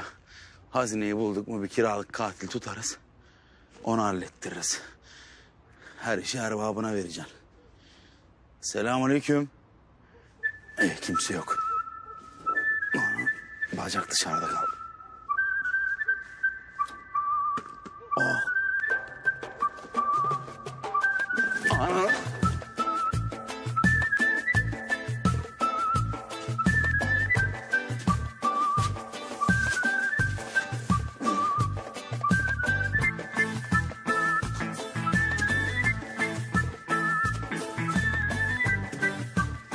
Neler çekiyorsun anasını satayım.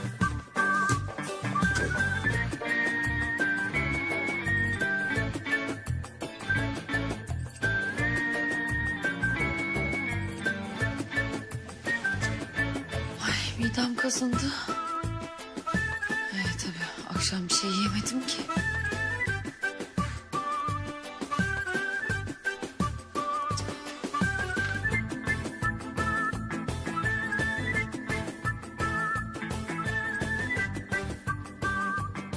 Ulan gene gene mutfağa geldik ya. Mutfakta hazine ne arar? Oho, kaynanamız bizi sevecek mükellef kahvaltı. Bayılırım. Hoppa. Götür Şevket. Malatya kayısı. Zengin mutfağı be. Portakal suyu. Kivi. Götür attık mı?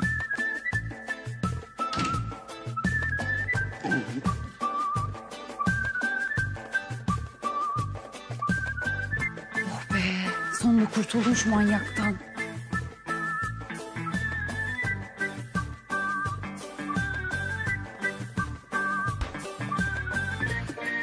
Bu da ne şimdi? Kim hazırladı ki bunu? Melisa Hanım. Acıkmışsınızdır diye size çok güvenlikli bir gece atıştırmalığı hazırladım. Ya ben senden kurtulamayacak mıyım? Sen başımın belası mısın ya? Afiyet olsun Melisa Hanım. Bir şey olursa ben hemen kapıdayım. Seslenmeniz yeterli. Allah'ım adama bak ya. Neymiş güvenlikli gece atıştırmalığı hazırlamışmış. Oha! Kara Kemal de mi burada? Malikane değil, dinlenme tesisi. Lan, yoksa Kara Kemal de mi hazinenin peşinde? Neyse iyi de yapmış.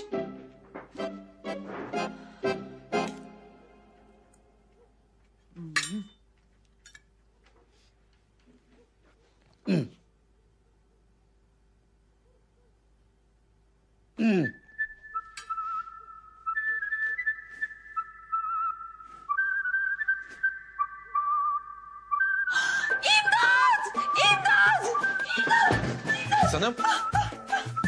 Ne oldu? Orada biri var. Orada.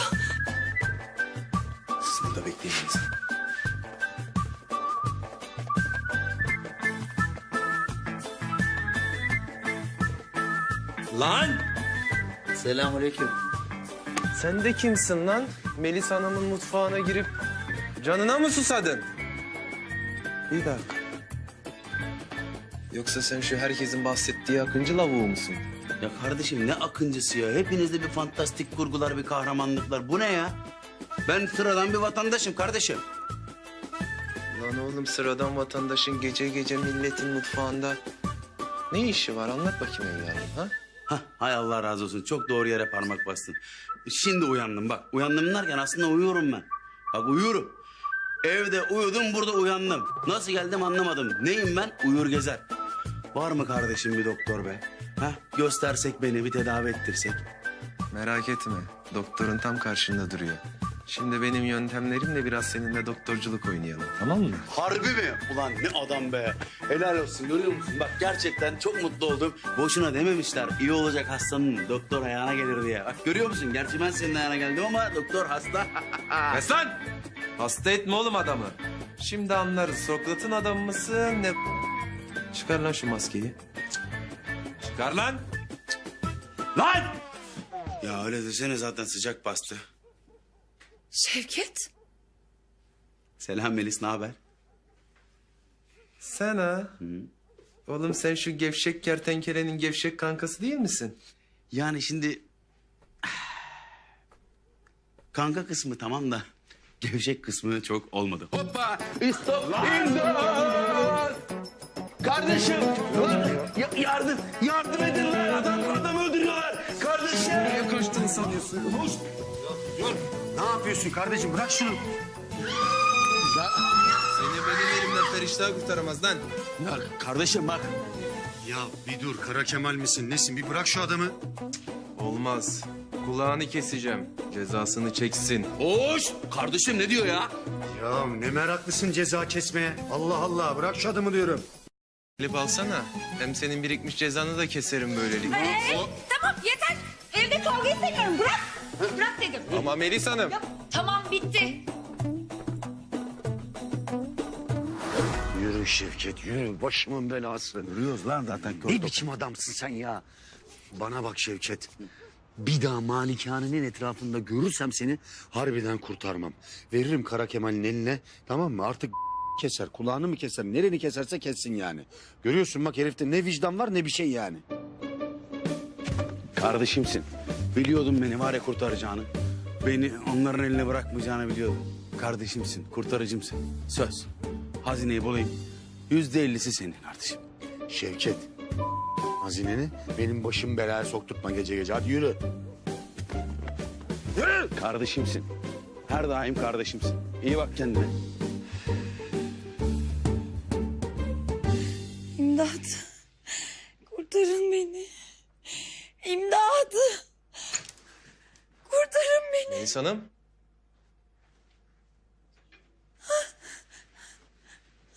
Kurtarın. Melis Hanım. Melis Hanım uyanın, kabus görüyorsunuz. Melis Hanım. İmdat. Melis Hanım. Melis Hanım. Melis Hanım. Ne yapıyorsun? Çek ellerini üzerimden. Pis fırsatçı. Melis Hanım ama kabus görüyordunuz, imdat diye bağırdınız. Ya sana ne? Sana ne? Çık dışarı. Çık. Çık diyorum sana. Defol. Çık.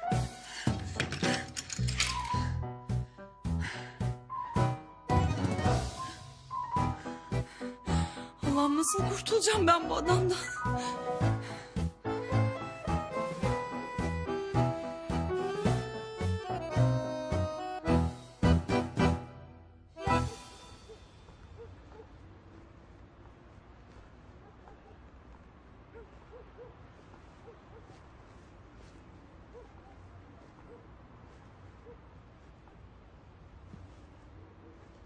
Ben buraya niye geldim? Neden geldim? Niçin geldim? Kimse buraya niye geldim diyemez. Prensesim tehlike altında. Onu ben koruyacağım. Neden? Çünkü gerçek bodyguard benim.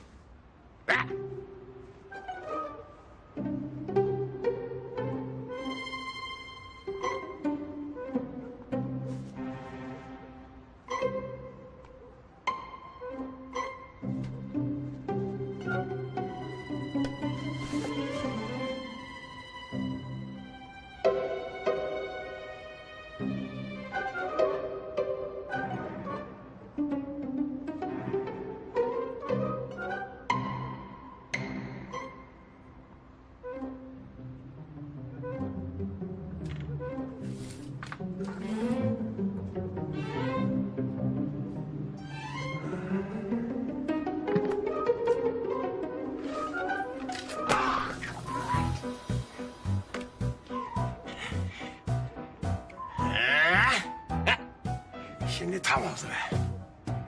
Gerçek bodyguard benim. Bekle beni prensesim. Seni korumaya geliyorum.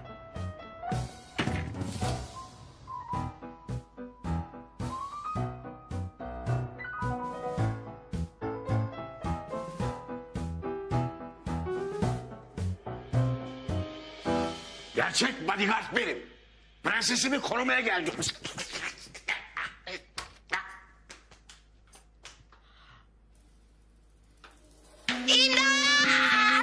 Gerçek bodyguard benim. Prensesim kaçma. Seni korumaya geldim. Ben gerçek bir bodyguardım. Seni korumaya geldim diyorum. Korkma.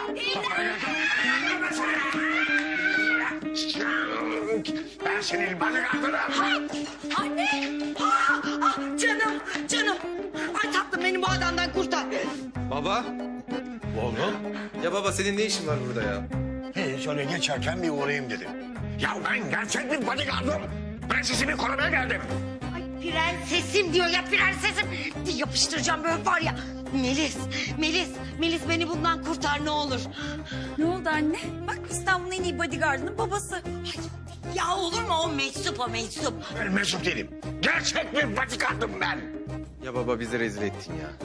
Oğlum, aşık olmak gerekirse rezilliği göze almak demektir.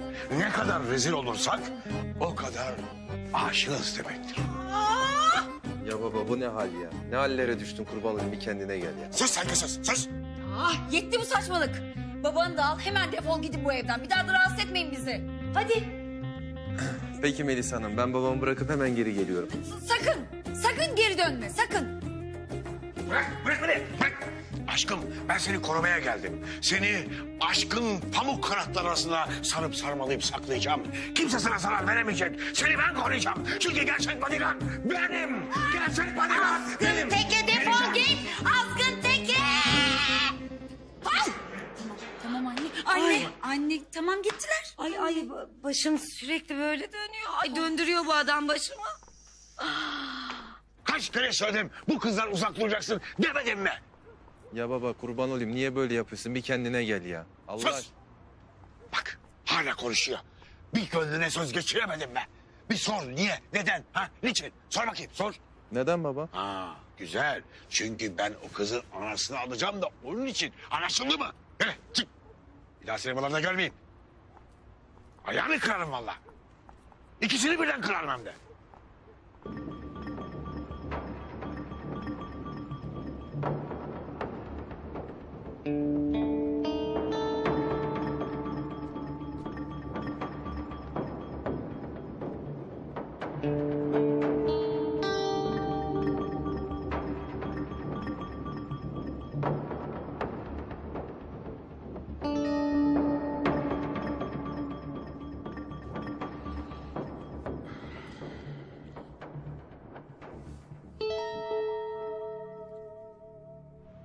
Allahu Ekber, Allahu Ekber.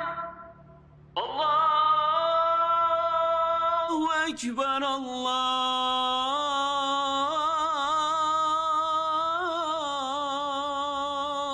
Ekber.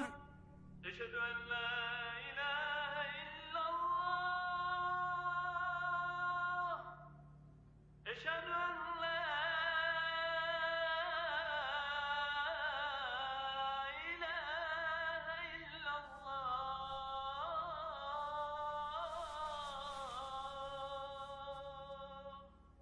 Hicabi'nin sesi bu.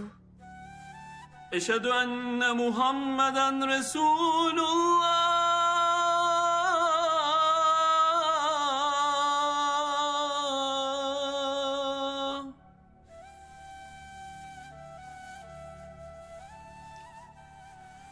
Eşhedü enne Muhammeden Resulullah.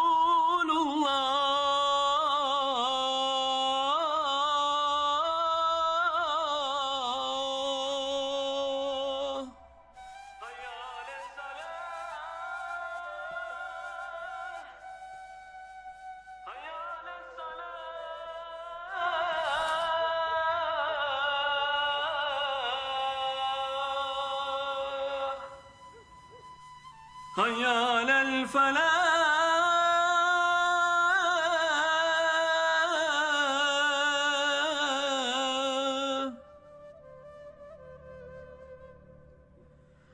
Hayyalel felah.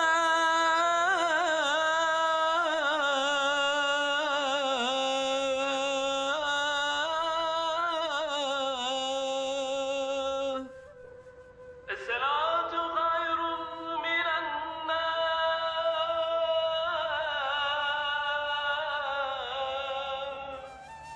Esselatu hayrun minen nar.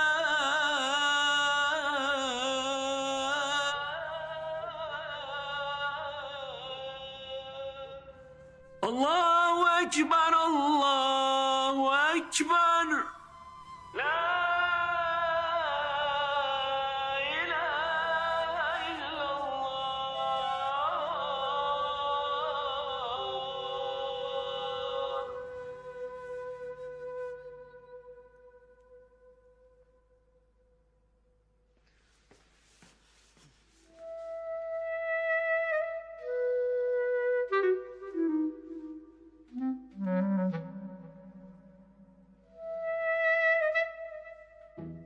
Oh be, kurtuldum şundan.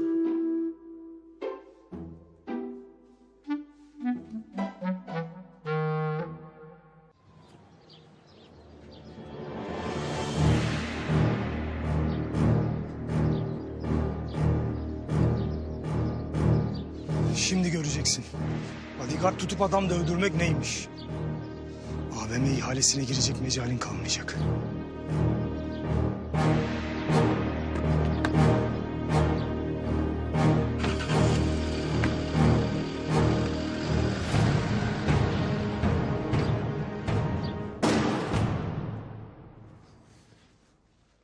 Uyuyakalmışız ya lan. Tülin Hanım Melisa'nın odasında mı? Nasıl yani? Seninle değil miydi? Koşuya gitti. Koşuya mı gitti? Evet. İyi günler Tülin Hanım. İyi günler. Allah Allah.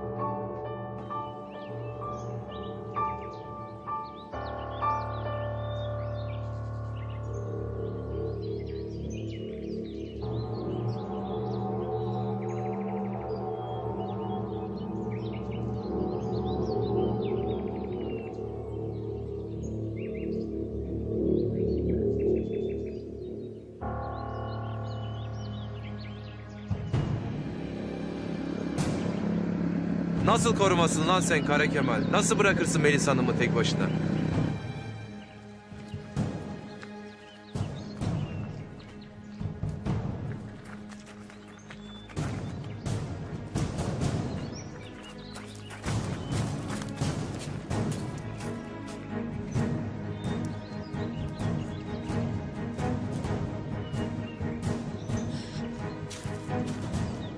İmdat!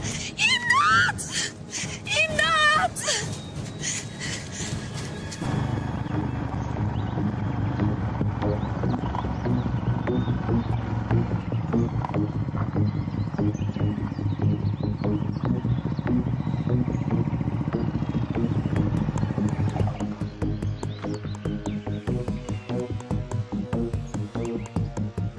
Melis Hanım!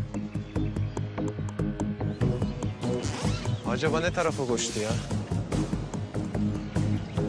Dur bakayım, yakalarım ben şimdi onu.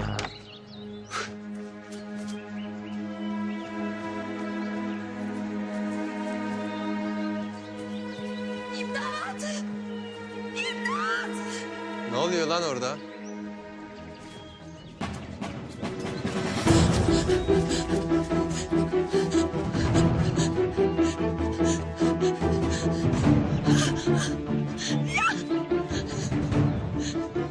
Bırak! Ne oldu? Bodyguard'ın nerede? Kurtarabilecek mi şimdi seni? Yok bırak! Bırak beni! İmdat! İmdat! İmdat!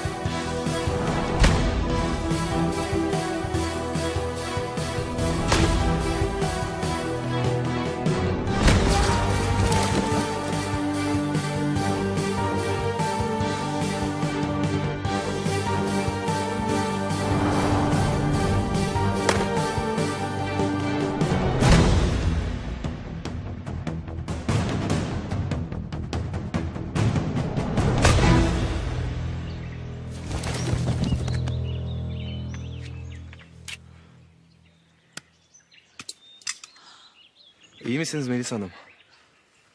Yaralanmışsın. Benimki o kadar önemli değil. Asıl önemli olan sizsiniz. İyi misiniz? Ya deli misin? Beni bırak, sen yaralanmışsın. Gel arabaya gidelim, orada pansuman yaparım.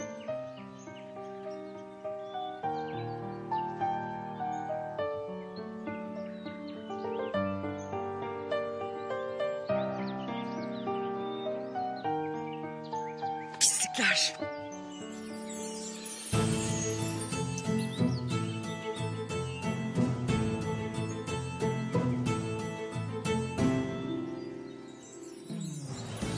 Ne inatçı çıktın ya? Bir hastaneye götürmeme izin vermedin seni. Benim bir şeyim yok Melis Hanım. Hem ben anca sizin ellerinizden şifayı bulurum.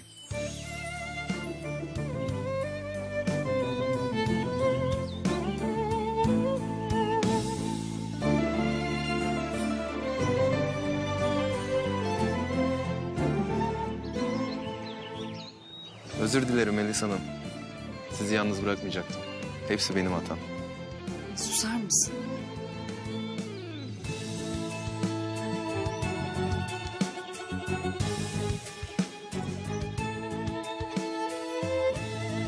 Ama bir daha sizi asla yalnız bırakmayacağım.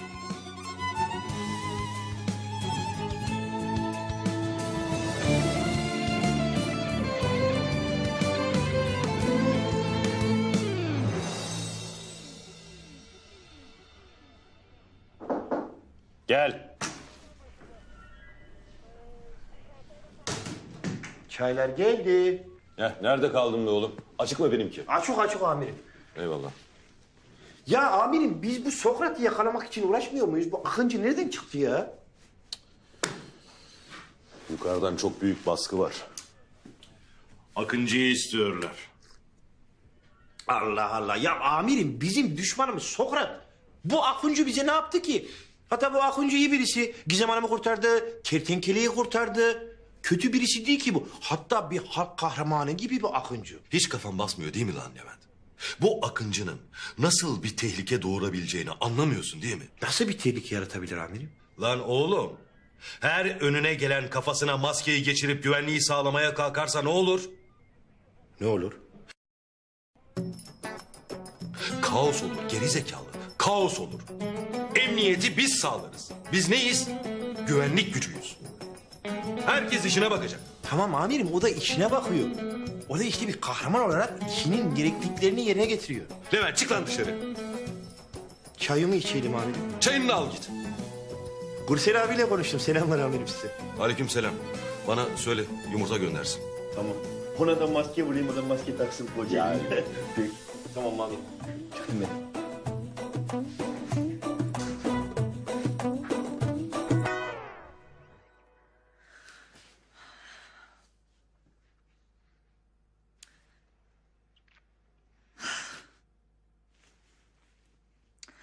Of. Gizem. Öğlen oldu, hala yatıyor musun? Hadi kalk bakalım. Hiç kalkasım yok Zehra. Sabah ezanından beri gözüme uyku girmedi. Aa, çok sevindim. Namaza mı başladın? Yok, ezana başladım. Nasıl yani? Ya Zehra, sabah ezanını Hicabi okudu. Öyle güzel okudu ki içime işledi resmen. Canım benim. Hicabi senin gönlüne işlemiş. Ne alakası var Zehra? Ben manevi açıdan söylüyorum. Yani ezan çok güzeldi. Ezan çok etkiledi beni. Tabii canım. Anladım ben. İyi hadi. Kalk. Kalk. Dışarı gidiyoruz kahvaltıya. Depresyon halinden çıkman lazım. Kalk. Ya sen sevgiline takılsana Zehra. Ben biraz daha uyuyacağım. Sevgilim kardeşinin yanında. Ayrıca ben seninle takılmak istiyorum. Ve sen biraz daha uyumayacaksın. Kalk.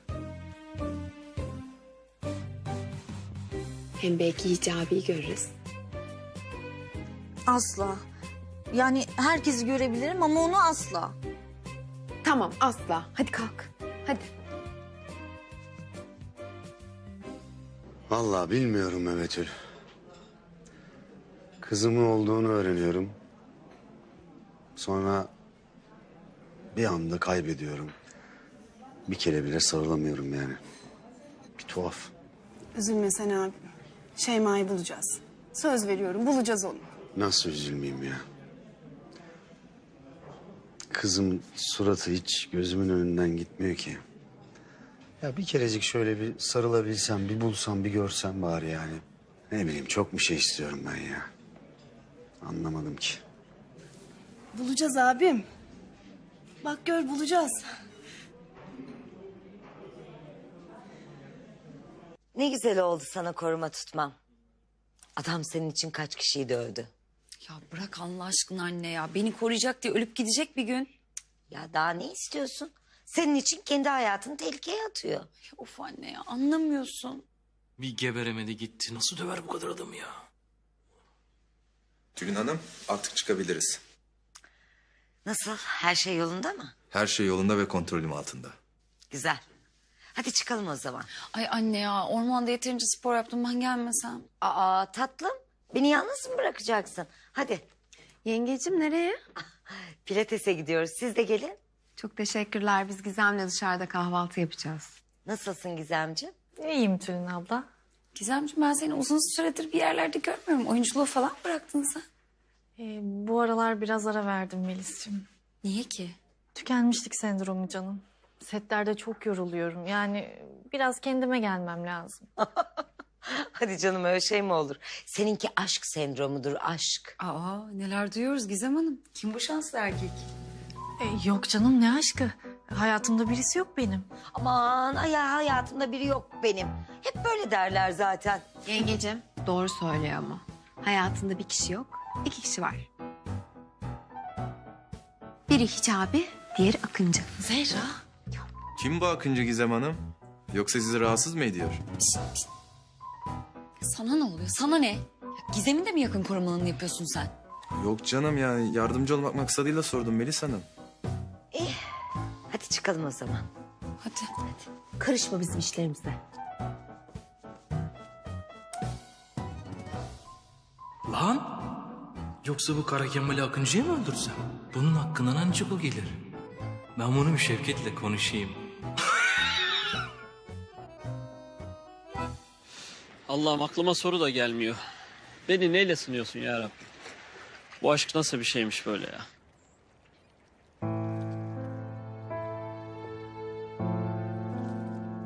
Gizem Hanım.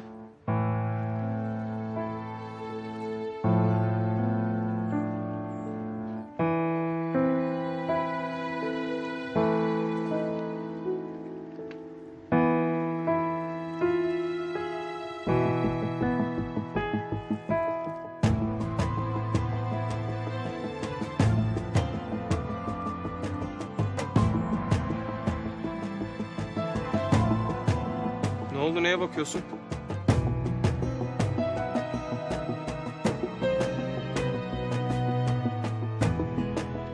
Saadetler diliyorum. Birine benzettim de. Kusura bakmayın.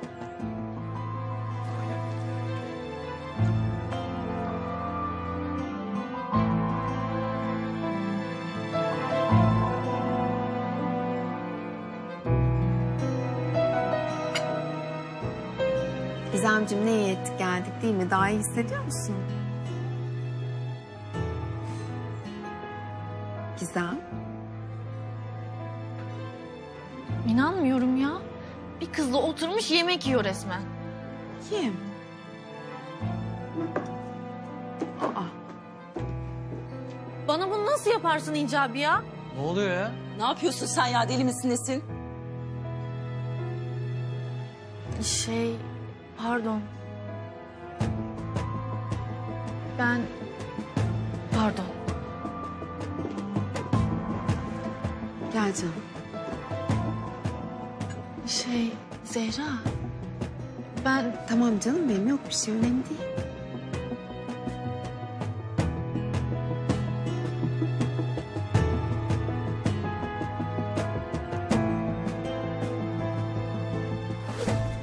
Kızım. Sen bu hicabiyle iyice kafayı bozdun ha. Ne alakası var Zehra?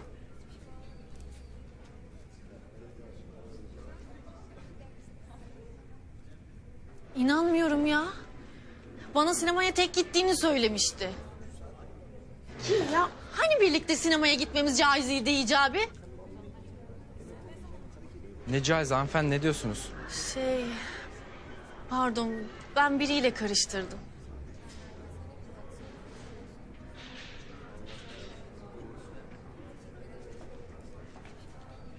Tamam hadi.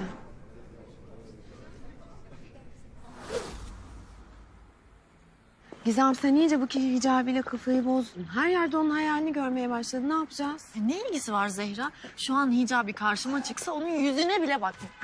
Aa!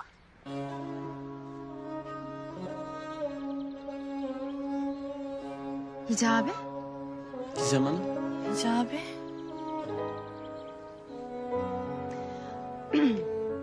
Hicabicim nasılsın?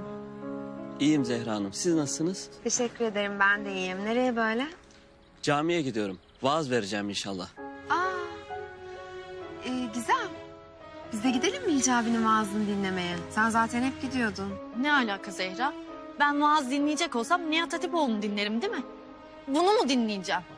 Gizemciğim, şimdi lütfen Hicabi'nin hakkını yemeyelim. Ben Hicabi'nin vaazlarının üstüne vaaz tanımıyorum.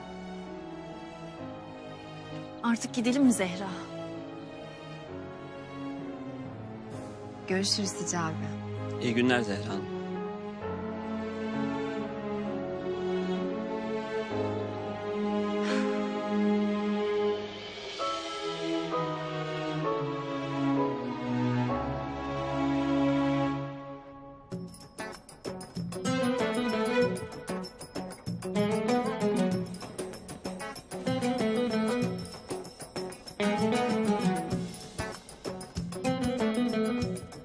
Melis Hanım biraz daha dikkatli yapabilir misiniz? Daha güvenli olsun.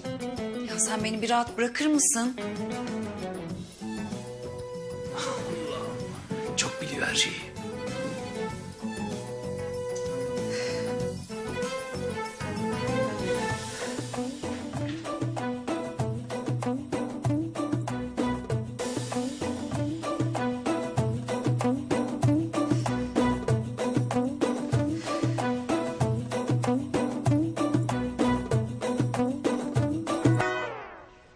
Gerçek pilatesçi benim. Prensesimle pilates yapmaya geldim. Kalktın teke geldin Semih. Topumu alıyor. Topumu. Neyse. Topumu. Prensesimle pilates yapacağım. Anne. Ver topumu ver. Topumu ver. Babana gitsin lan. Bırakır mısın baba? Bir kere ıslat. Bir kere ıslat. Bir su getirin. Su getirin. Anne. Bir su getirin. Su getirin. Anne. Gördün mü? Gördün mü işte? Gerçek aşk insanı böyle bayıltır. Ve onu ayıltacak olan gene gerçek bir aşktır. Çekilin. Ona suni teneffüs yapacağım. Ay Semih. Suni teneffüsü buraya bırakıyorum. Yok. Ben sana kaç kere söyledim ha? Bu kızın peşini bırakacaksın diye. Ha? Başka kız mı yok? Başka kız sev. Neden? Çünkü ben onun anasını alacağım. Ay imdat. Alacağım diyor ya alacağım. Baba gel rezil olduk. Gidelim ya. Gel baba ya. Gel ya. Gel. Gidiyorum. Götür. Gerçek pilatesi ben yaparım. Ben öğretirim. Ay tansiyonum çıktı mı düştü mü? Ay ne oluyor bana? Tamam git. Su var mı? Ay çölde gibiyim. Ay. Bismillahirrahmanirrahim. Kıymetli kardeşlerim. Peygamber Efendimiz sallallahu aleyhi ve sellemin peygamberlik verilmeden önceki hayatı da örnek bir hayattı. Peygamber Efendimiz daha 13 yaşındayken ticarete atılmıştı. Peygamber Efendimiz bu alanda doğruluğu ve dürüstlüğü ile tanındı ve emin yani güvenilir insan lakabını aldı. Herkes onu güvenilir, dürüst ve sözünün eri bir insan olarak biliyordu. Efendimiz 25 yaşına geldiği vakit hala ticarete devam etmekteydi. Sermayesini işlettiği büyük tüccarların başında Hazreti Hatice gelmekteydi.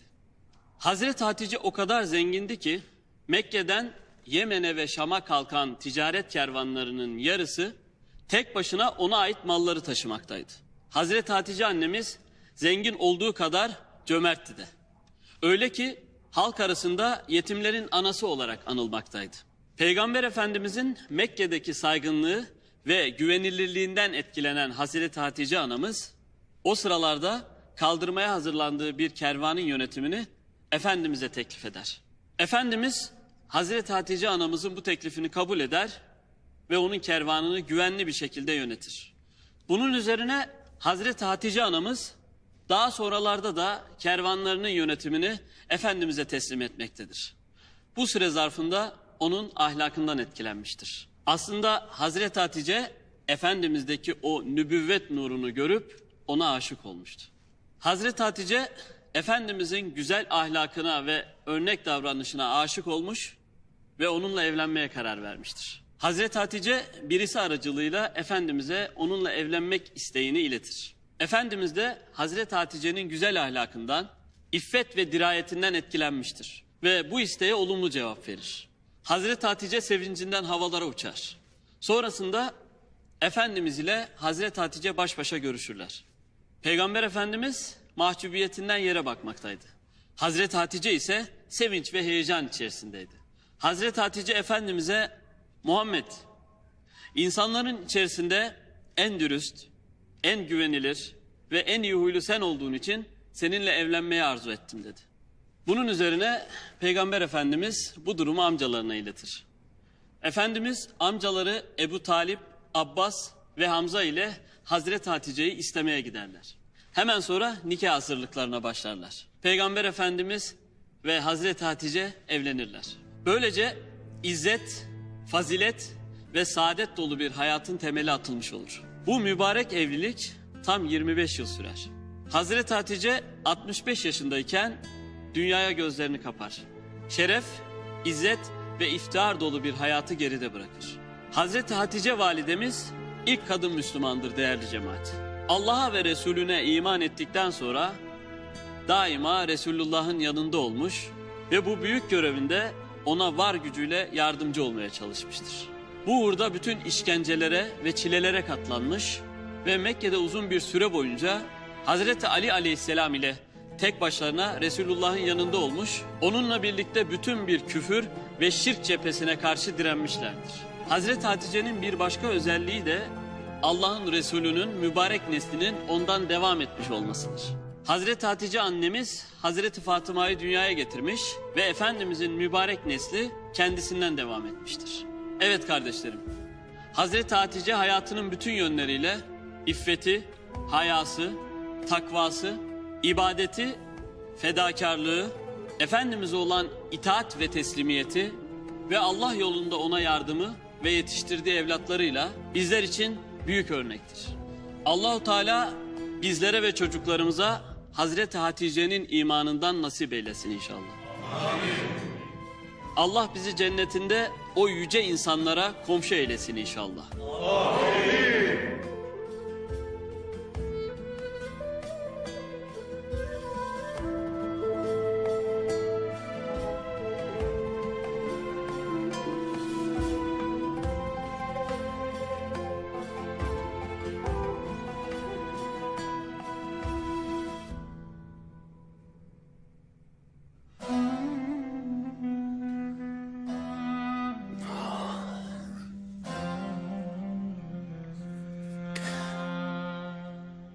Allah'ım ne olur kızım bana bağışla.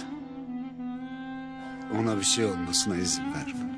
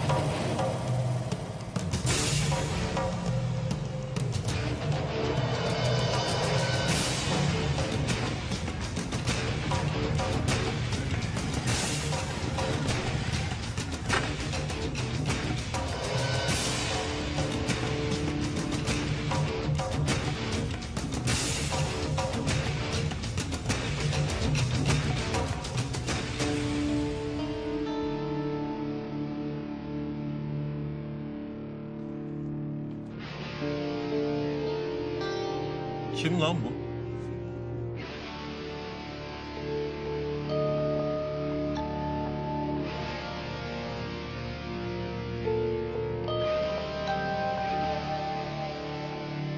Selamun aleyküm kardeşlerim. Kimsin lan sen? Selam vermek sünnet, almaksa farzdır muhteremler. Ne diyor lan bu? Ne diyorsun sen ya? Şunu diyorum, size bir sorum var. Ne soracaksın? Adres mi soracaksın? Maskeli soytarı. Ben Sokrat'ı arıyorum. Bizim patronun soruyor lan bu. Ne yapacaksın? Yanına mı çalışacaksın? Aslında Sokrat'ı değil de onun yanındaki küçük kız çocuğunu arıyorum. Adı Şeyma. Bizim patronun torununu mu soruyor lan bu? Kimsin lan sen? Hatırladım bunu ben. Akıncı bu.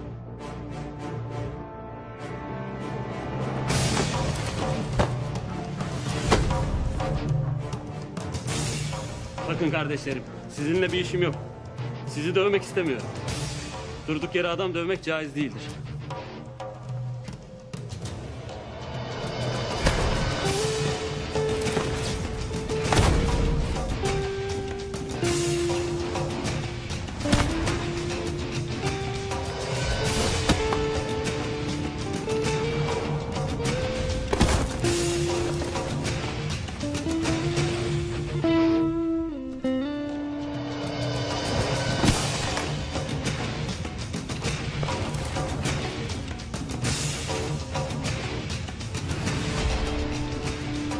Ama kendini savunmak hem caizdir hem de gereklidir.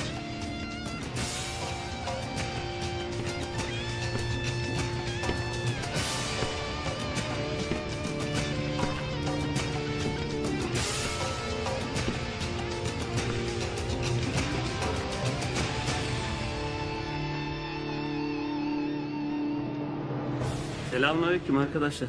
Bu işlere uğraşmak büyük günahtır. İnsanları zehirleyen malları almak da, satmak da haramdır. Allah herkese helal rızık kapısı açmıştır. Niye bu işlerle uğraşıyorsunuz?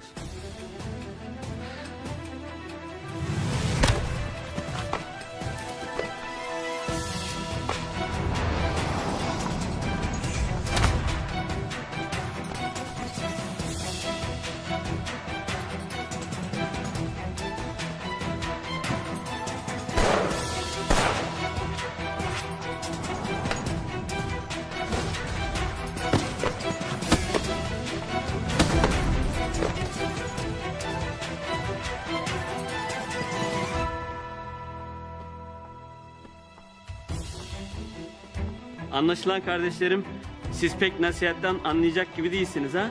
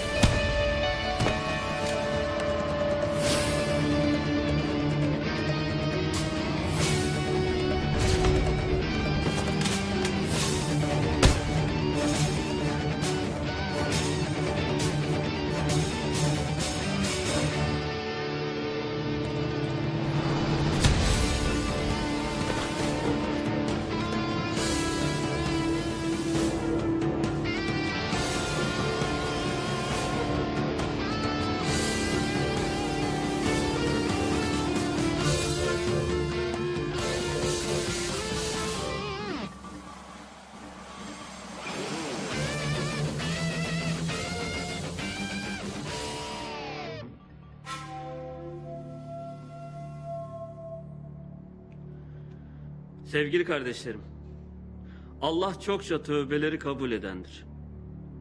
Kalpten samimi bir şekilde tövbe edin. Asla ümitsizliğe kapılmayın. Bu şekilde yaşayarak sizleri yaratan Yüce Rabbinizin istediği yoldan yürüyemezsiniz. Öncelikle tövbe edip bu işleri de bırakacaksınız. Sonra helal rızık kazanıp Allah'ın nasip ettiği bir kadınla hayırlısıyla evlenip vatana millete hayırlı evlatlar yetiştireceksiniz. Ha, bizden olmaz, kötü adamlarız, mafyayız, günaha batmışız gibi düşünmeyin. Allahu Teala'nın rahmeti sizlerin günahlarından daha geniştir.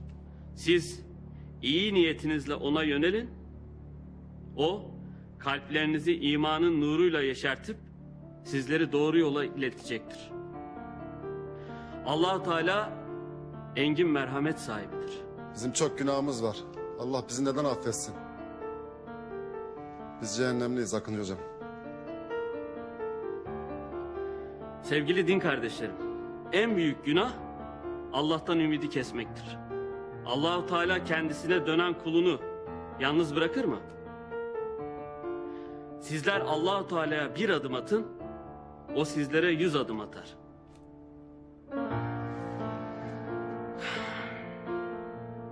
Şeyma'nın yerini söylediğiniz için Allah sizden razı olsun. Şimdi buradan kalkıp doğruca karakola gidiyorsunuz, teslim oluyorsunuz. Cezanızı çektikten sonra da inşallah yeniden doğacaksınız. Allah sizden razı olsun Akıncı hocam. Cümlemizden. Allah-u Teala dualarınızı kabul etsin. Amin.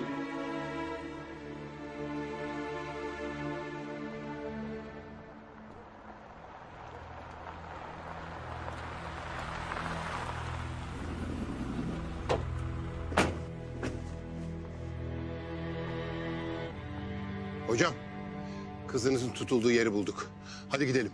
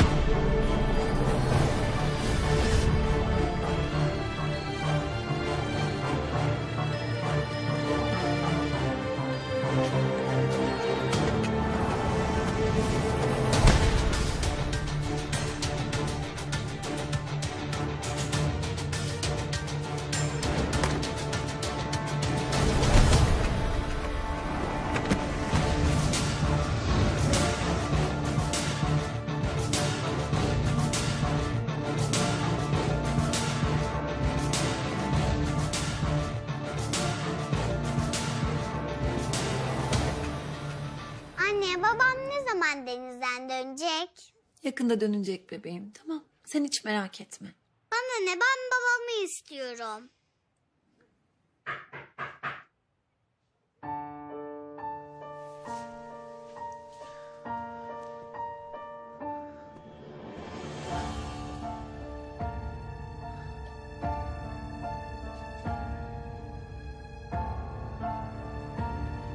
Sen kimsin? Korkmayın. Sizi kurtarmaya geldim.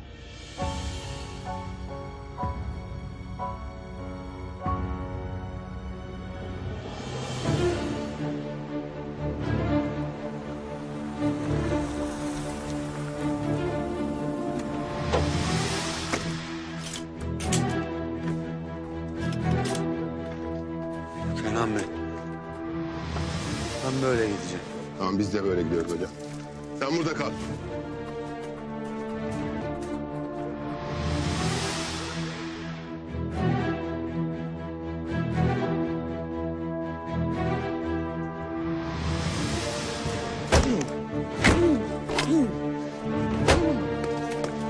Konuş lan. Kızım nerede lan? Kızım nerede? Konuş!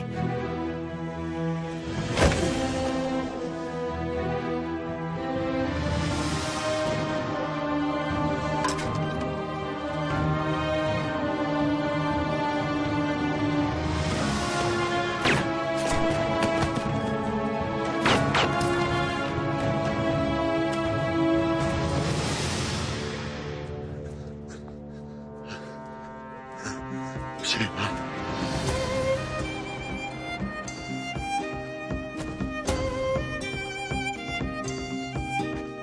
Şeyma. Şeyma. Kızım. Kızım.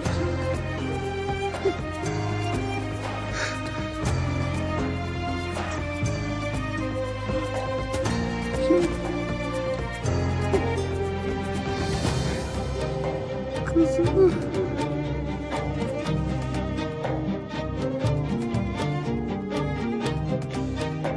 Sen benim babam mısın? Kızım. Ben senin babanım.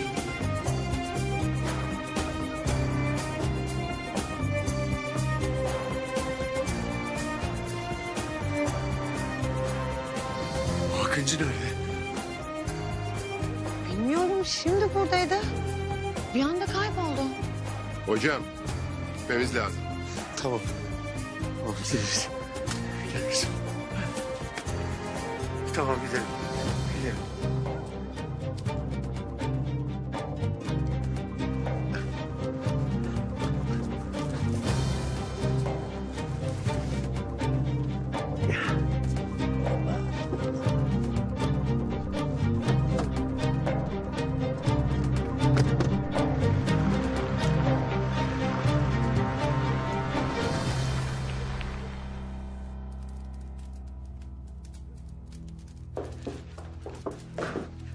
Neden kavuşuyorsun? Ne oluyor Doğan? Efendim, Bahar Hanım ve Şeyma'yı kaçırmışlar. Ne diyorsun lan sen? Kim kaçırmış? Akıncı efendim.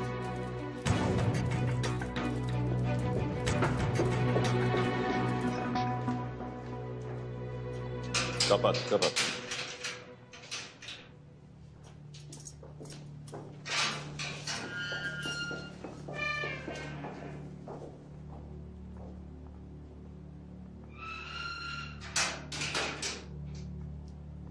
Amirim bir şey dikkatinizi çekti mi?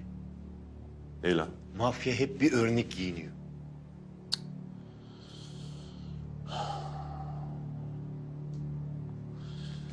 Ya ben sana söylemiştim değil mi Levent?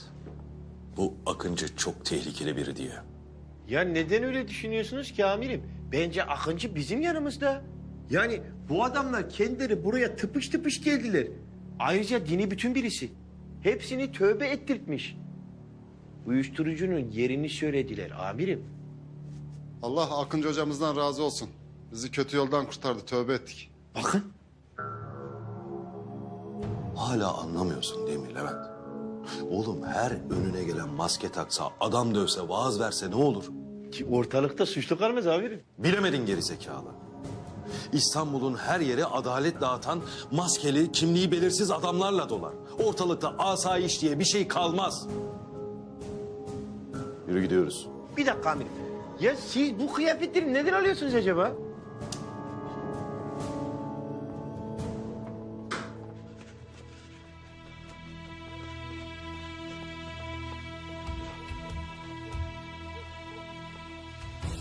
Akıncı! Sen benden torunumu aldın. Ben de senin hayatını alacağım.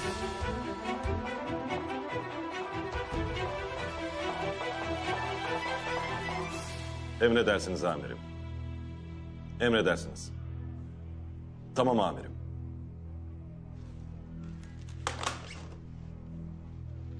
Akıncı yüzünden yine fırça yedim. Ya amirim ya bir de Akıncı çıktı şimdi. Nedir sizin bu maskeli adamlardan çektiğiniz ya? Önce kertenkele, şimdi Akıncı. Karakol maskeli baloya döndü ya. Vallahi ya. O maskeli balo ve onun sahte yüzleri. Şarkı değil miydi lan o? Şarkı? Gel. Amirim, Akıncı motosikletiyle trafikte gizli mobeselere takıldı. Tamam Ahmet, çıkabilirsin. Şimdi yakaladım lan seni. Nasıl yakaladınız amirim?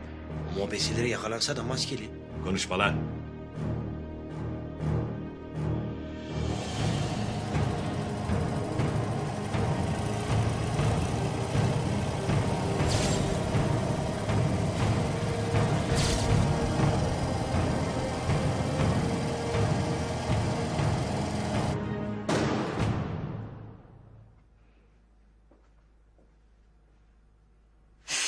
Nerede kaldı bu Ziya ya? Telefonlarıma da cevap vermiyor. Geldi.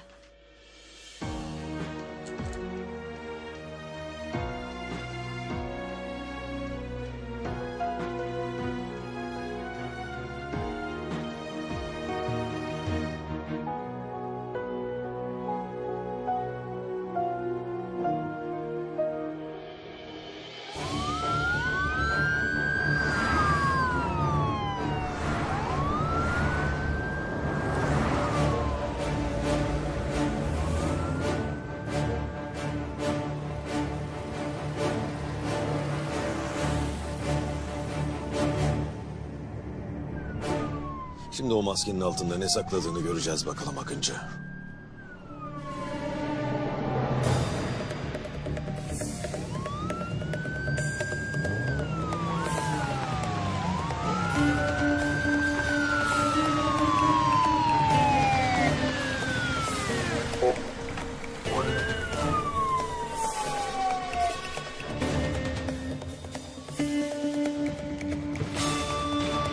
Teslim ol lan! Teslim ol!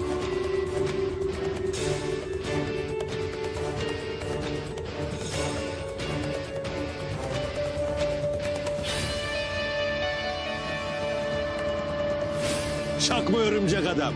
Ne sandın lan burayı? New York mu? Çıkart lan maskeni.